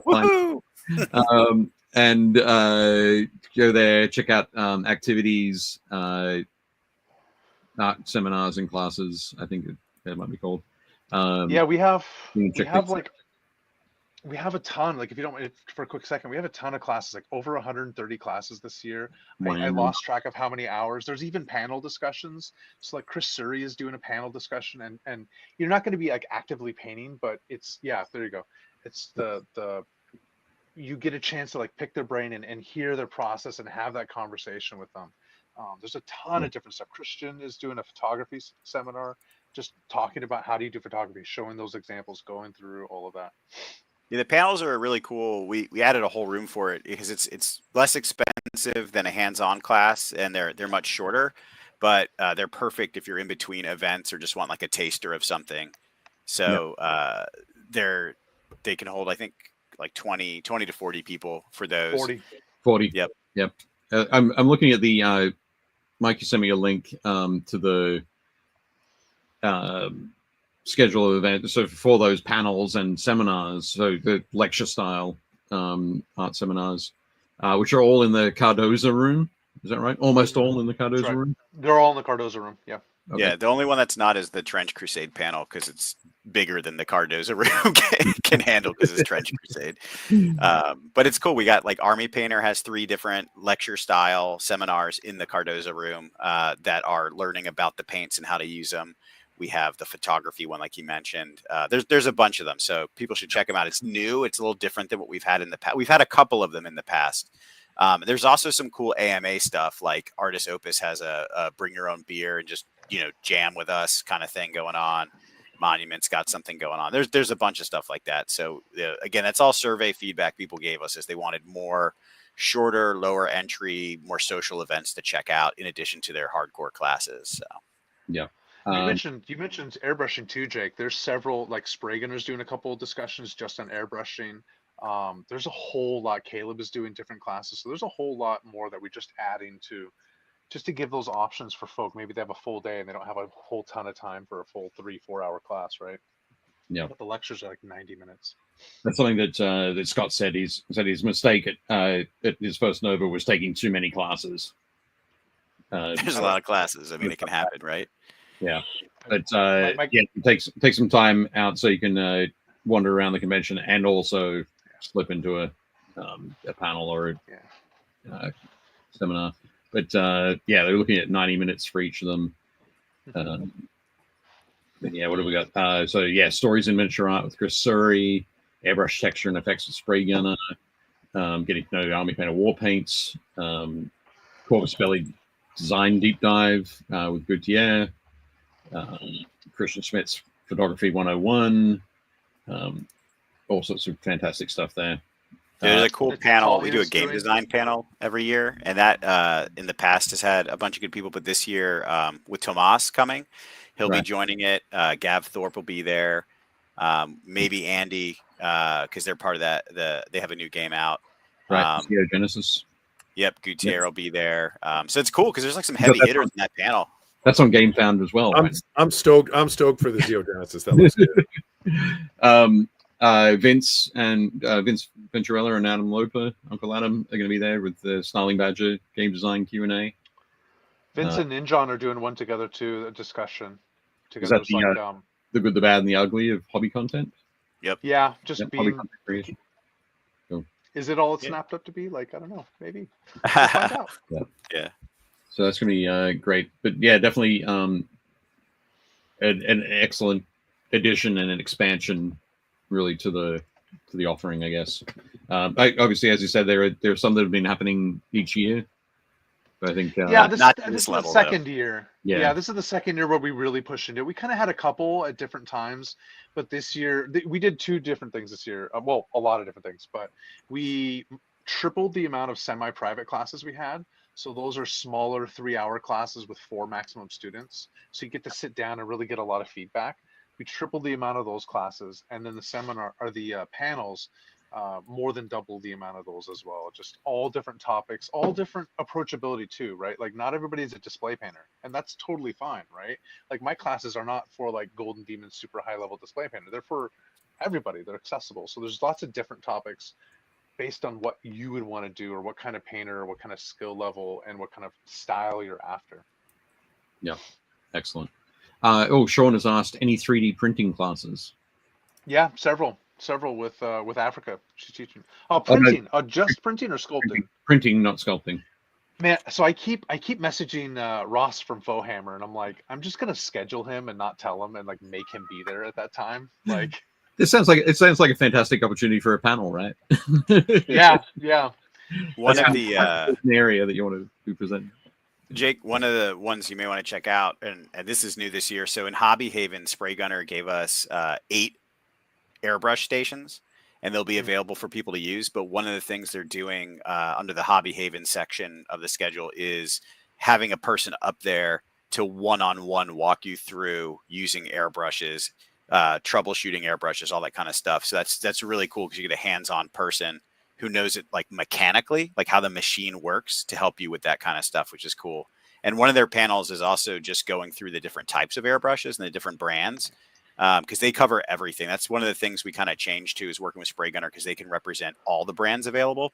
So, is double action really for you, right? Maybe a trigger is better, right? It depends on the people. So those are like super, super beginner classes, but they're hands-on, which is really cool. Like, they're really creative idea from them. Cool. I like that. And the scheduling just so happens. So if you take that ultra beginner class with Spray Gunner, then you can take a little more advanced class with an artist. Every day there's that option of like taking a very beginner class and then something that pushes that skill a little bit better, a little bit further. Almost like I planned it. Nice. I'm looking forward to hearing the feedback on that one. Wow, this is almost. We'll see if anyone notices. Fantastic. Cool. Well, I think we're sort of come to the point where we've told people about all the things and guided them via links down below to various aspects. But guys, thank you very much for giving us the convention access pass. for us to give away. We had I know we definitely had our YouTube, our Facebook, and our Instagram running with that, so people could subscribe or follow, like the post, tag a friend. And now I tagged you, Dan. Nice. My son is so excited for this giveaway because he totally thinks that if he wins, which he didn't enter, I don't know how he would win, but he's like, and then I get to go to Nova with you, Papa, and we'll get to take classes together. And I'm like, okay, buddy. Like, You're like, if you win, sure. Yeah, Yeah. we get to be the bad guy, is what you're saying. You know, Dan, for the right amount of money, I can make sure he doesn't win. However, for the wrong amount of money, I will make sure that he wins. Well, what we're gonna do? I have a list here on my sheet of paper that you can't see because of the. This is very, very official double blind. Just hold it down here, Dave. Hold it down here. Blind leading the blind. So, Mike, I need you to grab that die that you had beforehand. I got it. And this is good for a ticket or a convention access pass, or if you already have your pass, we can give it to you in store credit, so you can buy whatever you want, merch or more classes or whatever. I know a lot of people jumped on early, so yeah. All right, should I roll it? Yeah, Jake, drum roll. Oh, it fell off my desk. Hold on. No, it didn't. I got it. I got it though. It was in my lap. All right, I rolled it again. It is a 6. A 6. Okay. Okay. That's goes to That Hiking Dad 350 on Instagram. So That Hiking Dad 350 on Instagram. Congratulations. We will contact you via Instagram, and we'll do that via the BuildPaintPlay Instagram account. So if you get it from anywhere else, It's not real. It's not real. I think there's a lot of counterfeit Nova tickets going out there. Yeah. Unless it might accidentally be Dave Taylor Miniatures because I have forgotten to switch my account. It could be that. But otherwise, it should be from the BuildPaintPlay Instagram account. So congratulations to That Hiking Dad. Fantastic. Amos has joined us and said, hey guys, just checking in, having a hobby night. Have to watch the replay later. You will indeed. You can find out all of the stuff. So actually we've got some minis from Amos coming up in the mini section. Are you guys good to hang out and join us for that? Yeah, show us the goods, Dave. Awesome. It's not my son's birthday this time, so I can stay. Awesome. Cool. Let's jump in and take a look. First up, we have this wonderful Ultramarine from Adam Weller. Woo. So yeah, exactly. And I saw that, I was like, ooh. Didn't he say this is the first Space Marine he's done? I think he said this was like, yeah, it was first Space Marine that he's painted. Obviously, Adam has been painting a lot of other miniatures for a long time. That's what you were talking about. YouTube. Yeah, they just come out like this now, right? They were born after 2000. Boom. Yeah. Adam. Like, Adam is more. I don't know how to describe it. Adam is more our vintage though, so it's really good. Yeah, this is Titus. Yeah, is this the Titus mini? Yeah. That the glow on the is that a plasma or a Volkite? That's a plasma pistol. Plasma. Yeah. It's long for a plasma pistol, but It's one of the new that's a Primaris plasma pistol. He's so well blended, but he committed to cross hatching in the textured areas, right? I love that. Yep. Absolutely. Yeah. That's so good. It's Yeah. it's the volumetric lighting. It's all those highlights is still keeping the shapes. Like you've still got the cylinder of the legs. You've still got the round of the knee pad. You've all those little areas where, and it's consistent, right? So you can follow those light patterns. It's not just a spattering of highlights, but they're all in the right places. Really, really nice. That's fantastic. Yeah. Excellent work there, Adam. Looks fantastic. The gold is awesome. He did such a subtle thing. So on the inside of the wings, there's the blue at the darkest points, and it's supposed to be the gold reflecting his arms because his arms are out in front of him. Like, yeah. Very, very cool. Very, very deep cut trick, but super cool. Yeah, excellent work there, Adam. Adam also shared with us this guy. I don't know who this guy is, but he's weird. The new It's a ones, the Cephalex. Criterions, I think they're called. Yeah, from War Machine. Yep. It's a 3D printed model too. They actually released that one specifically is released for free for their painting competition, but they have like on Colts or whatever, My Mini Factory, they have like a whole thing where you can subscribe and download them. All right, excellent. And I think the backdrop is it's another 3D printed piece. I've got a if it's from the same thing I'm thinking of, I have a whole bunch of files that I haven't printed yet, but essentially these cool like mini backdrops that you can drop your miniature into. He's definitely got a recipe for his gold. We're gonna have to hit him up and ask for that secret recipe. Yeah, because that's a very similar. Yeah, it's really good. But yeah, he did a cool job too. The what is that? The reddish. Like the modeling and like the purple. Yeah, the inflamed. That's what I was thinking of. The inflamed kind of flesh towards the arms, the end of the arms. Yeah, right there. Yeah, that whole skin looks fantastic.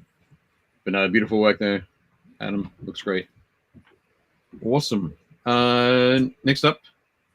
So, yep. So this is one I didn't get to put into the show last week. This is Amos. Kind of this excellent. What's this one? Is that a Cerastus? It's Cerastus chassis. Oh, it's got little things coming out of its chest. That's awesome.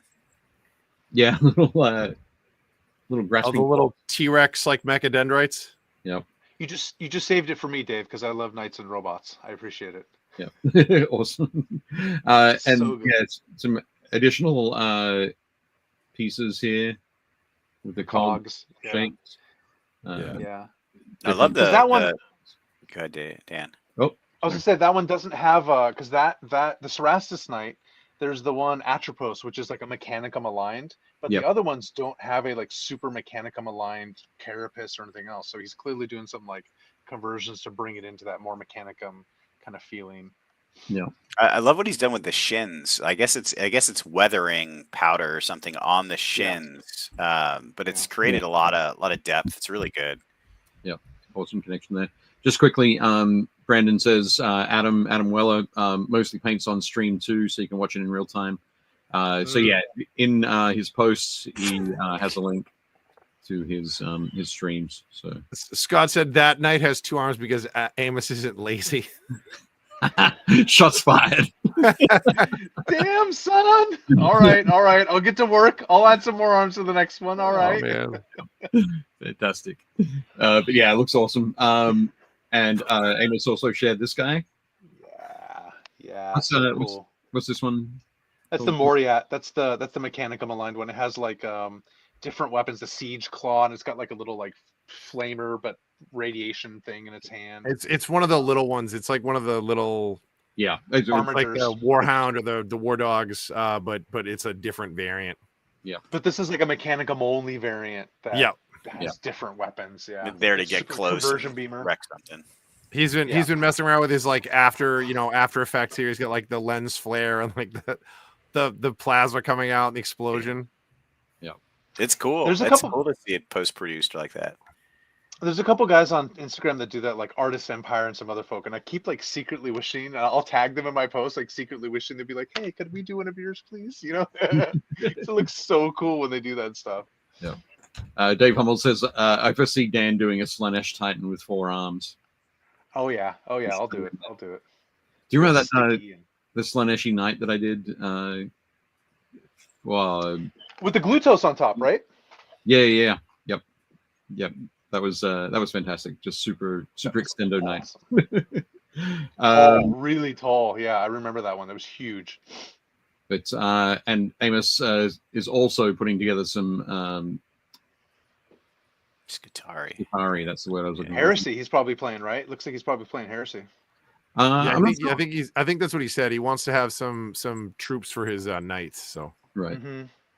But when I saw these over the past week, I was like, I haven't got to play a game with my Chaos Knights yet. Oh, let's do it. So, dude, I love the Revell model glue. I haven't seen Revell glue in decades. Oh, Dave, where did look you at that! get It's right that? there. And I get this. I got this from Games and Stuff. So So- wild. Yep. But yeah, so I got this after the testers, Model Masters stopped selling. But yeah, so I've challenged Amos to a game later in the year. So September, October time, we're going to have a big throwdown with a whole bunch of his Imperial Knights against my Chaos Knights. Should be fun. Oh, that sounds like so much fun. That sounds like so much fun. Oh my god. Fantastic. But yeah, excellent work there, Amos. Bing Lee has been painting up some more stuff for his Nightmare crew for Malifaux 4th edition. I think we showed this off last week. No. No? It's cool. I like it. I like that purple, man. That purple is super Spider cool. dudes. Yeah, that Yeah. girl Spider Lady in her ball gown. We've shown her in like a work in progress. Oh, okay. That must be Yeah. what it is. But yeah, now with the added Bandersnatch, this is called. I call it Nightmare Fuel. That's just a tiny huntsman. Yeah, It- spider stuff is creepy. Dave's Bushido had has a pet bunch of, like, Dave's had spider pet factions spiders now, that are too. bigger than that. I still have pet spiders that are bigger than that. They're just up here. Can't see them, just off screen. But yeah, no, looking fantastic, Bing. I'm loving that the blue and the purple. It's working really Goes well. together. That purple's really, I really like that purple a lot. That's really, because he's got the contrast, the dark to the brights. He's Yeah, got good light that's work on really, both really of these cool. things too. Yeah, Yeah, for sure. The volumes are looking awesome. But yeah, there we go. Scott says Malifaux was real. 4th edition can't come fast enough. But no, fantastic, excellent work there, Bing. There we go. And Dave almost says those spiders are why Dave finishes his models so fast. This is true. Gotta get out. You gotta go quick. But Cal's been painting some more beasties.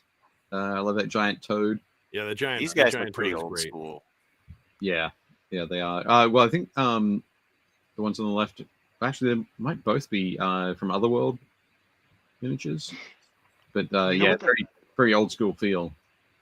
Those colors. Do you remember those old plastic models, the Muscle Men? Those little green. Oh man, Muscle Oh, yeah. Man, yeah. Remember those? The That's squishy what that one. reminds me Muscle of. was great. Yeah. That was a great game. Muscle no, Man. Definitely. Are they? What are they? Are they kobolds or rat people? I don't. No, they're I know he said it in the post, but I can't remember exactly. But Cal might be in the chat video. Let us know. They look creepy. But yeah, looking fun. Nice one. Next up, Chris Gorka. Chris has been painting up some Blade Guard for his. Very Rocky. nice. Yeah, nice crisp, real gold, and that ivory looks great. It's such a nice white. I mean, it's not. It's like off because you can see the highlights and stuff, but it's such a great tone. Yep. I love the So this- sort of that teal that he's used for the chest eagle. Yep. Yeah, it's really very vibrant. It's very minty. Well, and it goes well against the kind of like purplish purity seals. Like it's a good contrast to it. I don't know. Yeah. So this is the class model that I'm using at my Dallas class. So Oh, I yeah? have to build 60 of these by next week. Oh, geez. Well, thank you very much for coming on and knocking that number back to only getting 48 done. If you Yeah. if you can get your hands on the ones from the Leviathan kit, they're easier to build. I've got an enormous stack they already sent to me that I got to build. Plus 20 tanks and 20 Nurgle monsters I got to build next week. Oh my god, you can do it. You can do it. Yeah. We have faith. Chris, Dan, you got to run a building class. That's right. Yeah. Yeah. Only they don't get to keep the model at the end. That's it. They do it. They get to keep it if they're also coming back for the painting class. That's right. There you go. There you go. Yeah, no, I'm gonna use this model though to teach army painting. It's basically talk about like theory, like how do you paint a full army? How do you make the characters stand out? And like for reals, like part of it's gonna be like this is the worst model for army painting because there's so many details. Yeah. There's so many little things, little color choices that you got to make across the whole model. But it looks, this one looks fantastic. That Yeah, close, Chris power did a good source. job. When I was painting him, I did the same thing. I was like, there's way too much flair on this model.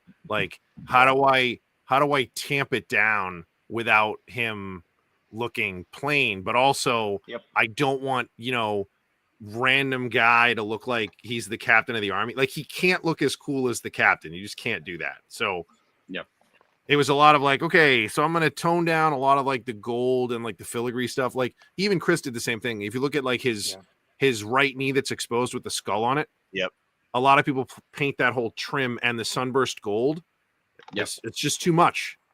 Too And much. they'll do like the trim of the shield, like that actual crease that's around the edge. They'll paint that gold. Like, you got to pick and choose with this model. So Dan, I think it's a great model to pick because you're like, how do I make this look cool, but not the coolest model in the army? Yeah. This is also balance like it out the so you biggest can pistol paint it. holster I've ever seen in my life. Oh yeah. those pistols are big. But no, excellent work there, Chris. Looks great. Clive Mills. This thing looks like a salt shaker. It does, doesn't it? It's looks a dude from Elden Ring. Like, it looks like armor from Elden Ring. It does have that feel as well. Yeah, it's like a chibi Elden Ring guy. But or maybe I like think- a sea creature, like some sort of like onion sea creature or something. I don't know. I like it. I'm not sure, but I think Clive's done an excellent job. I love that just the texture of the metal. Yeah. It's got used some washes and some highlighting to just really give that worn effect. That scallop helmet is super cool too. Yeah. You can imagine that lifting up, right? Yeah. Yeah, Back- totally. He's got like mass. Like, he's I'm doing all done a the good job actions, but nobody conveying can the see the mass. actions I'm doing. No one can see it because they're hiding. I'll do it for you, Dave. I got it. Thank you. I'm just so used to talking with my hands. Yeah, excellent work there, Clive. Thanks for sharing. Dan Eaton. Dan Eaton has shown us some of his Size of the Emperor Infernus Marines. Yeah, he posted this in another group that I saw, and I was like, please share this to the Build Paint so we can show it off. Like, any like cool non-standard Marine chapters people do, I always love it because we're so used to seeing all the big ones, and they always look great. I love all of them, but whenever somebody does something that's a little off like this, I love it, and it's on brand for the sides because they basically get almost wiped out. And then Gilliman's like, here's a bunch of Primaris recruits. I mean, that's why I did the same thing with the Flesh Eaters. Like, so I love this. And that it's such a great paint scheme, that like bright yellow chest and backpack, and then all black, everything else. They look awesome. Yeah. Right, and here it is, like the consistency across the army, right? That's what makes it pop. Yeah. I mean, They we talked look about those colors as well. The sort of the more magenta angle for the Purity Seal wax. Yeah. So that great pop against the giving that more of a purple yellow resonance with the And he hand painted all of his chapter badges. So you can tell by looking at them. They're all a little unique. Yep. Yeah, you can see on the left here, this guy's got the guy with the Jake Mohawk has got the it's like a scalloped edge there. It's a little bit different there. Yeah, that one's a little longer. Like, Some- they look awesome. He did a great job. He even like weathered up the lower legs and stuff too. Yeah. Yeah, I painted one of those for my when I opened my GW store when I was a store manager. We did like the paint every chapter thing. I'm Right. sorry, Jake. I am not going to freehand that. I used like a Death Guard, heresy decal. I was like, there's no way I'm freehanding that. It's done. Yeah. I'll freehand if I'm doing a guy, but the ability to get it consistent across the whole army, it'll drive me nuts. So I'm like, I'm just gonna do transfers. Like, it's just easier. I'm just gonna say, so 19 years ago, so 2006, Jason Buyaki accused me of like not being able to paint yellow because I didn't paint any yellow armies. Oh. And so I painted up. You knocked him out. Fun? So you knocked him out. No, I didn't do that. Yeah, he probably would have knocked me out. But no, I painted up a squad of Sides of the Emperor Terminators for a squad entry at Golden Demon in the staff category, and we got I got Jason to judge the staff categories, And he picked mine as the best of show for all the staff categories. He didn't know it was me, but he was like, "Man, whoever painted this yellow knows how to paint yellow." That's it. I don't think I've ever seen those. No, they're around somewhere. I think most of them are over behind me. You can't see them. They're in the spider area. Yeah, Dave doesn't go over there anymore. They're probably covered. Shelob is gathering it, is guarding it. It was a nice little moment. That's awesome. So I always love to see Size of the Emperor. Reminds me of that. Yeah, they're awesome. But yeah, excellent work, Dan. They look great.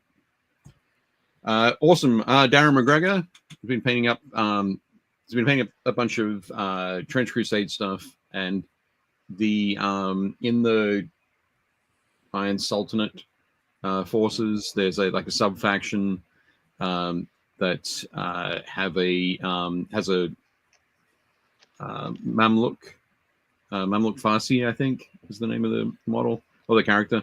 There isn't an official model for it yet, so Darren is using this Stormcast for it. It works. Crescent, it's got a cool crescent shield there.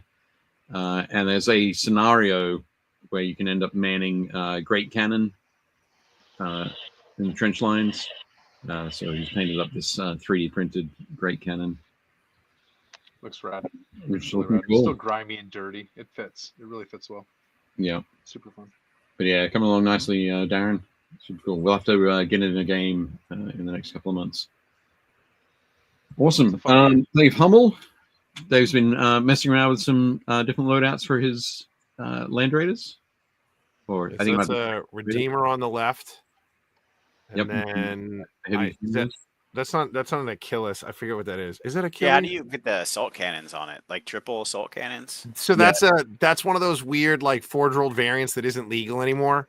Yeah, I'm not sure if was it ever a thing, because I think those look 3D printed. Dave, you'll have to let us know. They do, but I believe there was a forge-rolled variant. It was in one of the armor books. I don't think it doesn't exist. It was it was like when they made there was like the Command Land Raider. Oh, and there was the weird there was like Marnius Calgar's personal Land Raider. It was one of those. It was like a one of. Oh, right. Okay. Yeah. That they had in like something. Yeah. I don't think you can actually run it. It looks great. And just thinking about the sheer amount of firepower that thing puts out is terrifying, but. Absolutely. Yeah, I like that he's got what are those? I forget what they're called. Frag launchers, I think, that go over the tread there in the front, that he can take them off and on. That would have been a nightmare in like second edition when they did that. What was that terrible thing that GW did where they sent the managers to wherever if you had like the most horrible list, and Jason Craze had all those assault cannons everywhere with this. All right.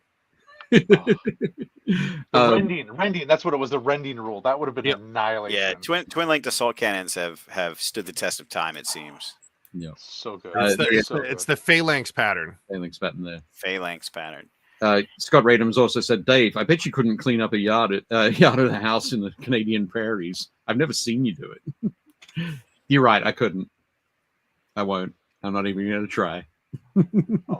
I'm also noticed that he did a good job here. That if you look on the one on the right, you can see the Aquila is they're not symmetrical, which is makes it feel like it's turned, Right. So many times they're built symmetrical, and I love that it's not on the tracks. Yeah, absolutely. Actually, that was always such a cool thing. And I forget, what is it? Is it every 9th? 13th. Oh, right. Every 13th track. So it's the 12. The tracks without the Aquila are the 12 High Lords of Terror. High Lords of Terror. Every the 13th is the Emperor. And they used to sell the Chaos tracks too, so that we could just defile everywhere you go. Yep, absolutely. And Titans too. Titans have, if you look at the underside of like a Warlord or Reaver or Warhound, Titans have the Aquila underneath the toes too. That way, everywhere they walk, they leave the Aquilas there. That's pretty rad. You gotta love that. Yeah, but cool stuff. Excellent. Dave, I want to see your whole tank. Your whole first company tank motor pool painted up. That would look rad. Yep, absolutely. Alan said we got special dice done for by Chessex with a stylized rend for the 6. Oh, cool. Oh, God. Oh. Oh my goodness. Crazy. Dude, they were dope. That's why I always gave my dreadnoughts always had the assault cannon arm. Yeah, they're so good. Uh, Hey, this guy's pretty good. I've seen this guy before. yeah, he's not too bad. To be fair, Eric didn't actually post this in the group. I stole it from his Facebook page. He doesn't know that it's appearing Yeah, here. I was like, Eric, stay in your lane. Don't be posting your hand done houndstooth plaid pattern. But I did just want to share it because it's absolutely incredibly amazing. Eric's one of the coolest parts, even if it didn't have that like houndstooth pattern on there, have a look at the hand. Yeah, his light. Well, it's Dude, crazy. I'm tired just looking at this. Like, my favorite thing is that in his post, like Roman Lepat called him out and said, "Oh, I bet you the back isn't rendered as well." And Eric's like, "Well, the lighting is obviously coming from the front, so it's in shadow, but it's still fully rendered." But absolutely spectacular stuff. Dan, you're about to say? Yeah, I've been turning into his. Eric does a Friday feedback session on Twitch. Okay. And like usually I'm not able to get on Twitch very often because I'm working or kids and family, blah blah blah. But like his Friday feedback session, like no joke, like full honesty, like no joke. The instruction that he gives, and like people will submit to his Discord, they'll submit a photo and be like, hey, what do you think about that? And he's like, yeah, okay. And it kind of takes a moment to digest it. And then he like pulls out his iPad and he'll start like editing the photo in real time. He's like, all right, so your highlights here, they need to go up like this, and over here you need to do this. And he'll actually like make he doesn't just tell you like, hey, do this better, do that better. Like he shows it, and the way that he talks about it is really, and like I've learned so much just listening to him talk about other people's models and see the way that he talks through and the way that his communication style, it's phenomenal. Like Eric is, yeah, yep. he sees the matrix code, man. Like what you said, like his feedback, right? It's because he sees it. He's seeing it a different way than we're looking at it. Yeah, absolutely incredible.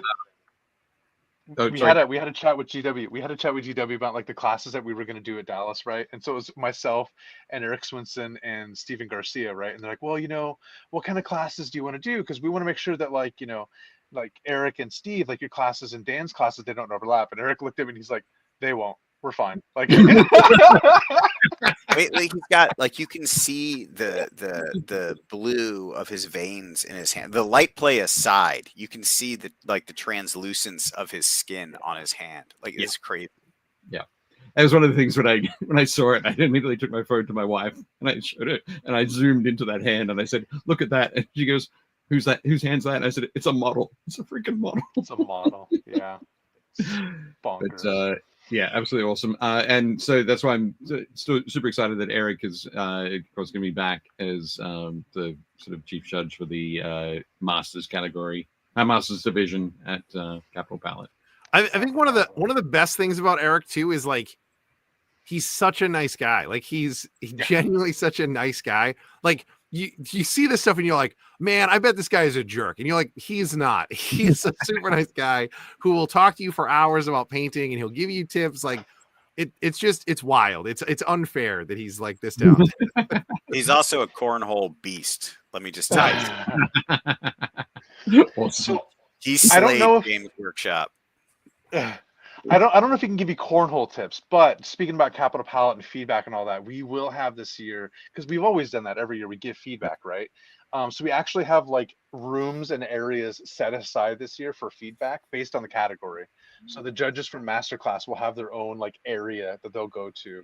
The apprentice and journeyman, they'll like actual areas and like a queue line, so we can get people in, give feedback in a formal presented session, and then exit people so we can just keep doing it. It'll be really nice. We put a lot of thought and energy into it.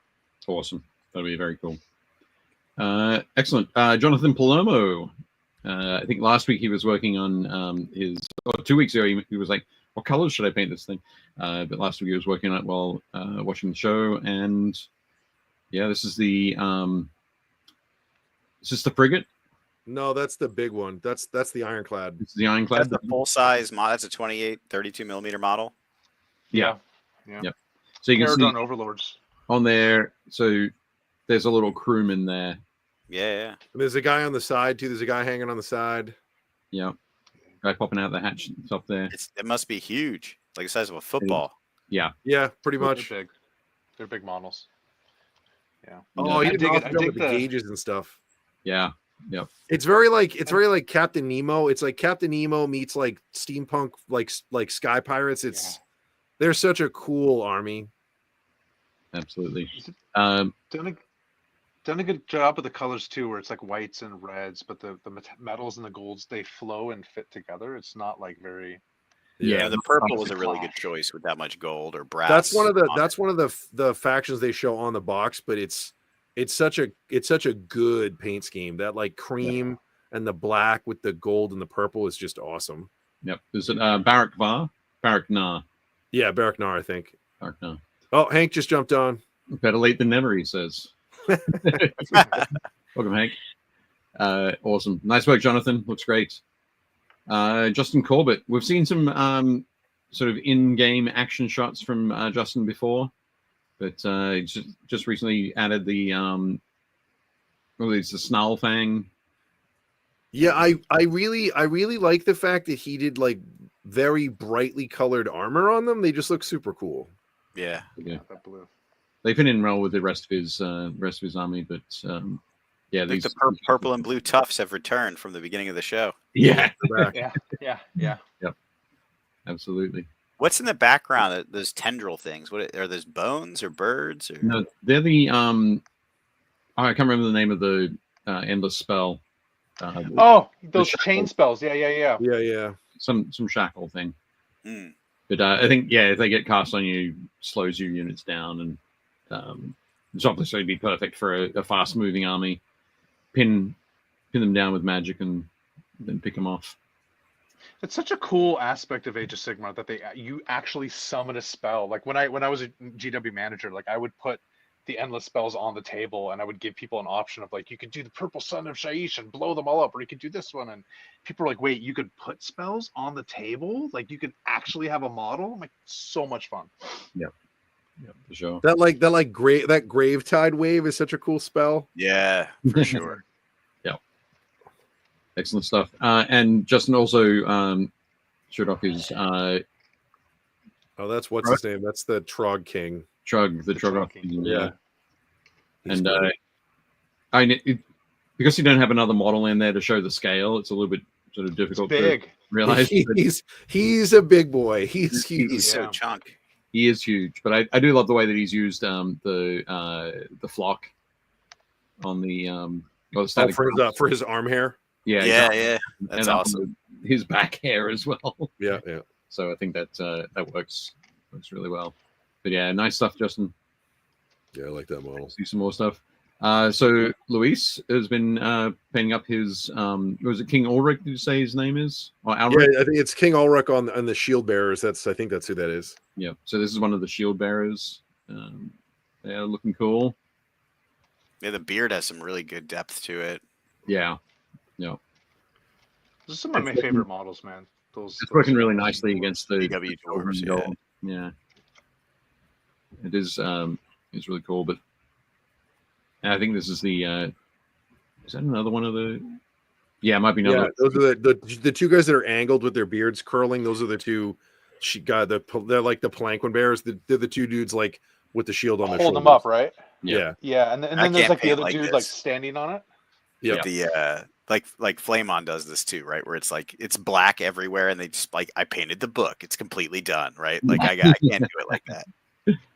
Yeah. Sometimes I do it like that. Actually, probably most of the time I'll do it.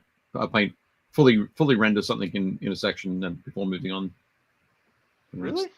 Yeah. See, I like in this case, I would do that to a certain point, but in this case, like because the armor and the legs are silver, I would paint all of the silver. So like the scales up the top, like I would get all the silver done. I don't want to have to come back and get that color again. Oh yeah, the self-control. Like I can't. Like even looking at it, I'm like, I gotta paint it silver up top. Yeah. So yeah, excellent work, Luis. Yeah, he's so crisp. I'm excited to see him when he's done.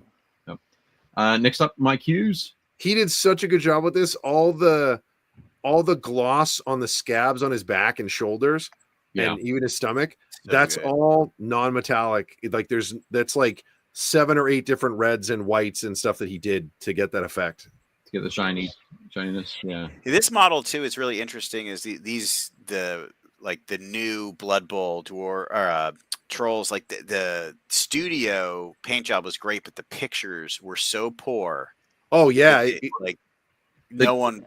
They just like everyone thought it was awful, but if you see them in real life, or like this picture, it's taken from the right angle, so good, and this is painted just amazing.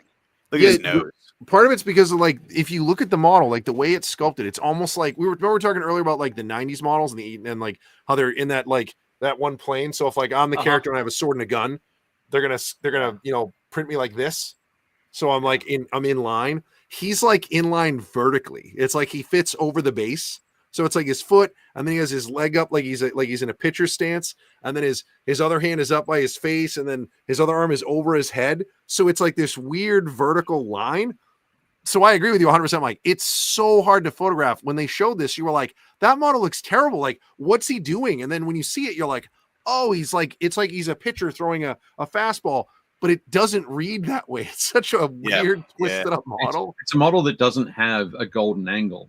No, not at all. Like almost every model has I would say every model except this one has a golden angle. Some of them have multiple golden angles, but it's the angle that is perfect to shoot it from. And this one, you want it to be in this pose so you can see what he's doing, leg raised, arm sort of back, ready to throw. Yeah, you can't see his face, and because of the way it's sculpted, like when it's just in gray, you're like, I don't understand. Like, what is this? Like, I don't understand what's going on. It's a great model, but it's so weird. Yeah, exactly. Scott says the paint is great, but that troll is so weird. Look, he's taking a Denisec sleep wind up. Nice. There you go. Hall of Fame relief pictures. Yeah, this is really great. Mike Hughes, man. Kudos to you, dude. Yeah, and you get extra points for being able to photograph it in a way that we can comprehend. Yeah, absolutely. Yeah. But again, I like how Mike had to show 2 angles just so we're like, oh, I know what he's doing. You know what I mean? Like it's exactly. It is a weird one. I love the bear trap on his foot too. Yeah. Like there's so many little Easter eggs in that model. Patrick Keith, Sculpt Dude, Bombshell Minis. Patrick's been working on his Eldar for a while now, but painted up his Dire Avengers. They look great. Good. Yeah, these new Eldar kits make me so happy because you're starting to see Eldar armies look like they did in like the 90s with all the different aspects. Yeah. And I remember being in like school. I don't know what school I was in, but sitting in the hallway, and I had the old Eldar Codex with the swooping hawk dude. I forgot his name. Baharoth. Baharoth. It has a beautiful color cover. And it was all about the aspects, and for so long, I feel like Eldar was dominated by big stompy wraith lords and tank spam and stuff. And it's like, look at these things, Great man. God. Great God. What? Now you see all the aspects. Maybe it's just good right now. I don't know, but the new kits look fantastic. They're good, but I'm with you. Like the ability to run the Bealtan Swordwind, where you're like, oh yeah, so I'm gonna take 8 squads of aspect warriors, and they're all different. You're like, that's amazing. Like that's what an Eldar army should look like. Exactly. But the new kits are so good. This kit, we talk about this all the time at the store. What I usually recommend for people to do is you buy a box of the new Guardians and you buy a box of Dire Avengers and you kit bash them. Because the only thing that's weird about this kit is this is the oldest of the plastic kits now. So when you put them on the table, you're like, why are the Dire Avengers so small? like the Scorpions are hulking like they should be. They're supposed to be like the strongest and the scariest of the aspects. And then like the Dark Reapers just look big because they have like the missile launchers and stuff. And then the Swooping Hawks look really cool. They're supposed to be the same size as the Fire Dragons, and the Fire Dragons are noticeably bigger than them. Yeah. So if you kit bash them, the Guardians are the right size. They just don't have the right helmets and stuff. So if you kit bash them, they look great. But they're such a fun kit. Like they look awesome. He's done a great job with them too. I always loved the big like Phoenician like Greek helmets with the mohawks and stuff. They look awesome. His white is really good. The weapons look fantastic. Yeah. The edge highlighting is like just the right value. Yep. I always loved the idea that like the magazine is literally just like a tube of metal, and then it shaves off a molecule like thick, like throwing star, and like there's a gravity well that like throws it at you, so it just like shaves it down. So I imagine that the magazine just like going up into the gun. It's like putting just carrots in a food processor. Like Yeah. I never thought of it that way, but I will now think of it that way forevermore. That's literally what it does. Like I was like, that's amazing. I just assumed that there were just a whole bunch of like slivers of metal in there, like metal disc inside it. But so it's like a human thing. Like there's a spring you would just pack in like like there's some random like Eldar kid taking molecule thick throwing stars and just like packing them in. Sure. You just got to do it with like a special mesh glove. But Yeah, like an oyster shucking glove. It's in one of the books. I think it's in one of the books I was reading. They talk about when they shoot it, and they're like, yeah, so like there's some Eldar technology like shaves off a molecule thick like piece of it, and then it drops into that like fat part of the gun, and that's like a collapsible gravity well, so it like accelerates it out, like, and they just come flying out. I was like, that's wild. Like that I mean, it's crazy to think about that. We're like, oh, that technology would work. That would make sense. Yep. And Alan, saying sugar and weapons are a block only, not and the weapon tunes it off. Yep, that's right. That's what we're talking about.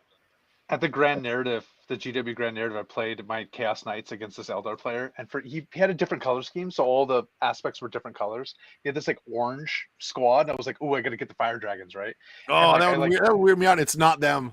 It wasn't. It was Dire Avengers, but like, dude, I put my Warhound Titan into it. I had the Lancer charge it and everything, and he's like, cool, you killed my Dire Avengers. I'm like, I'm sorry, what? Yeah. Oh man.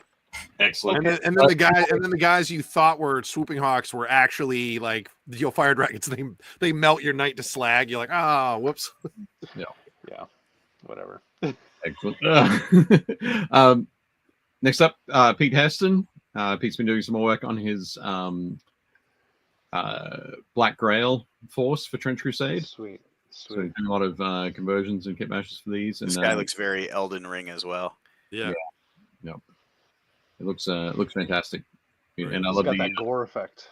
Yeah, the rusted metal, the corroded metal is really good. Yeah, it does look great. Scott says, "Hang on, Jake, are you shaming Dave for the way you visualize the Space Elven throwing star gravity gun? If not, you should be. Get it together, Dave."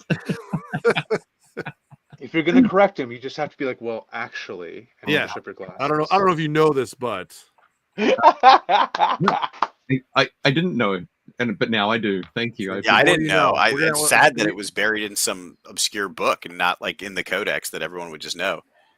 How about that? 34 years of not knowing. There we go.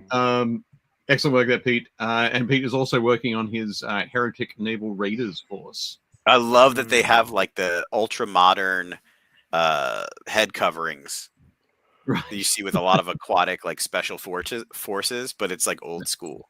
Yeah. These are wild. I love that the it's got a peg leg. The leader here, the peg leg, yeah, for sure. That looks like Davy Jones with a shield, is what that looks like. Right. Yeah. Oh yeah, he does. Yeah, he's got like tentacle or those bells on his tentacles. I think they're just like tubes. Yeah. Those naval forces are so much fun to play. Actually, the one game at Trench Crusade, I played naval forces, and like they get to dash, but you roll an extra dice, so you're just dashing and moving and dashing and moving. They're so much fun. Excellent. No werewolves though. Wop wop. Looking great there, Pete. Very cool. And also to see another variant on the artillery witch. Nice. Looks very cool. Yeah, loads of this awesome smoke over there, and you can see a few more bombs in the smoke there, ready to be thrown. I really love how people have embraced that. Like there's so many different variations of this model and different takes on it. Like there's the one who's like riding it like a surfboard, or in the Tomas's presentation at Adepticon, he spoke about how she kind of became the poster child for the game and showed off like all the variants too, like embracing it, which is really interesting. Mm-hmm. I picked up the bust. The bust is really big and cool. Dave's got her right there. Oh yeah, with her rabbit ears. Yup. Mike last week was talking about how originally she's called like the Bombardier Witch because it's more appropriate because she's like literally dropping bombs. She's not really launching artillery. And then they were like, oh, that name doesn't really work. So they changed it to the Artillery Witch. And I was like, and now she's like they said, she's become like the mascot. Like that was not intended. Yep. Excellent. Cool model. Very cool. Oh, just quickly, Jonathan Palomo said, hey guys, just got the tail end of your comments on the Ironclad, not the frigate. I am at work right now. Thanks for the kind feedback. Love the show. No worries, man. Absolutely. Excellent. But yeah, looking great there, Pete. Very cool. And then we've got Steven. So Steven's, I think he said that he had a pot of texture paste that he's had for like 6 years, and it was about to sort of finally hit its expiration date. So got into making some terrain and spreading that texture paste all over the basin. Those are It cool. looks great. I love the color he chose for the bricks or the stones or whatever the buildings are made out of. Good. Yeah. Then the edge highlighting makes it pop. Sort of the that sort of ochre kind of color. Or dark The ochre. brown and yellow is nice together. Yep.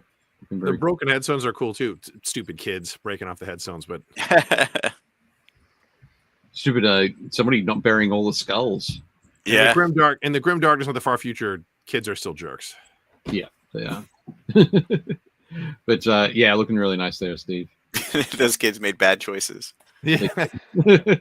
Oh yeah, that's a reference back to before the show when we were talking about our own children. Sad choices. They're not bad choices. They're sad choices. Bad choices. Okay. I'm not mad. I'm just disappointed. I'm just disappointed. Oh man. I didn't use that line last week. I actually used, my line was, I am a furious ball of rage right now. Oh my god. I'm choosing not to present that. So let's talk about what we can do. I think I told my kids I am deeply, deeply disappointed in your choices today, son. Yeah, this is really cool. This made you sad. But anyway, awesome stuff there, Stephen. It looks great. I think that's the last photo we have. Yeah, we went way over again. We were so talking about how we're like, oh, this will be a nice leisurely show. We don't really have a ton of stuff to cover, and like now we're almost a half hour over. Sorry. I had fun. But we didn't charge extra for it, so I think people can appreciate it, right? That's true. Like, That's true. That's true. This is like the Marvel after the credits scene. That's what you guys are getting. That's You're getting more feature. But we will move swiftly along to a final slide, which is next week. So next week, super excited. We've been talking about this with Ross Thompson for a little while.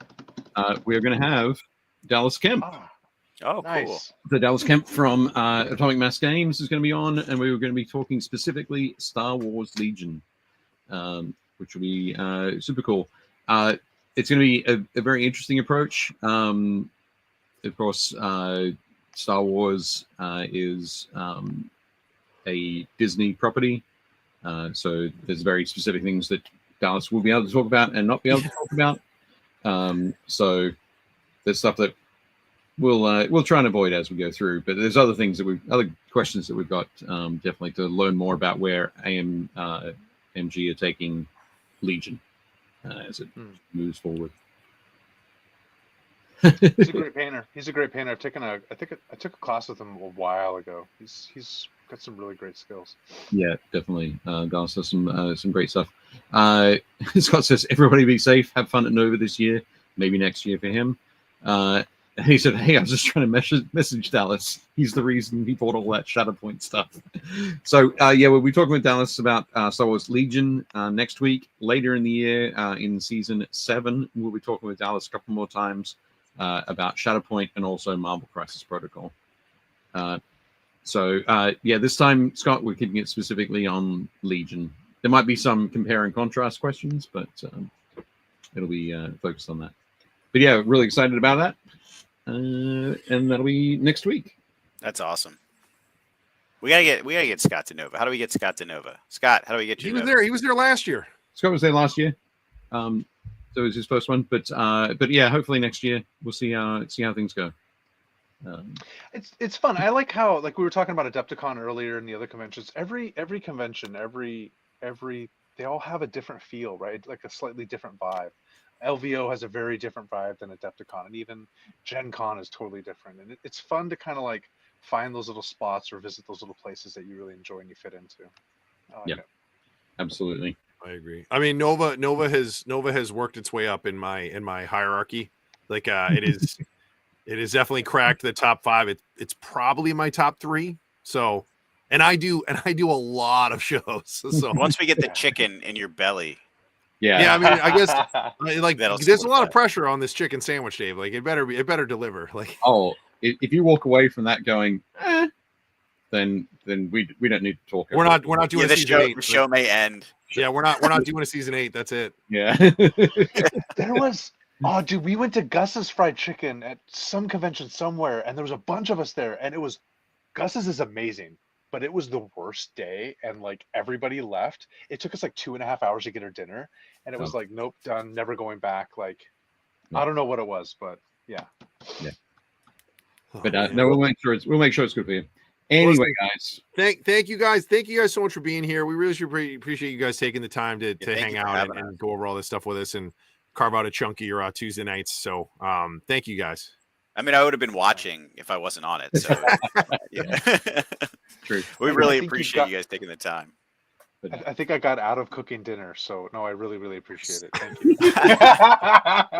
You guys can come over afterwards and help me build those models, right? The 20 tanks and the. Dude, On our way to the West Coast. Dude, I'll be honest. If you wanna mail me a bunch of the Blade Guard, I'll build them for you. So I need them next week, buddy. yeah, don't do that. They'll get to me and then they won't be able to get back to you in time. Yep. Excellent. Okay, so hang around, guys. After the show, we'll do our final personal wrap up. But Dave, we good? Very much. I think we're good. All right. Thank everybody for being here. Thank you guys so much. Make sure you guys like and subscribe, share this, post comments afterwards, use the links. I don't know if it's working yet, but Dave and I have an affiliate link. So if you guys need anything from Army Painter, you can buy that. And because it's our affiliate link, you'll save 5%. So if there's any paints you need or brushes or whatever, or supplies, hit them up. The link is below. You can use our code. If it doesn't work, let us know and we'll address that. But I think we do need to fix one of them. But the link, the affiliate link that is below, will get you a 5% discount. It might just not reference us. But yeah, that's all right. Sort of. Everybody, take it easy. Have a good week. Work on your stuff. Stay out of traffic, and do not forget to build, paint, play.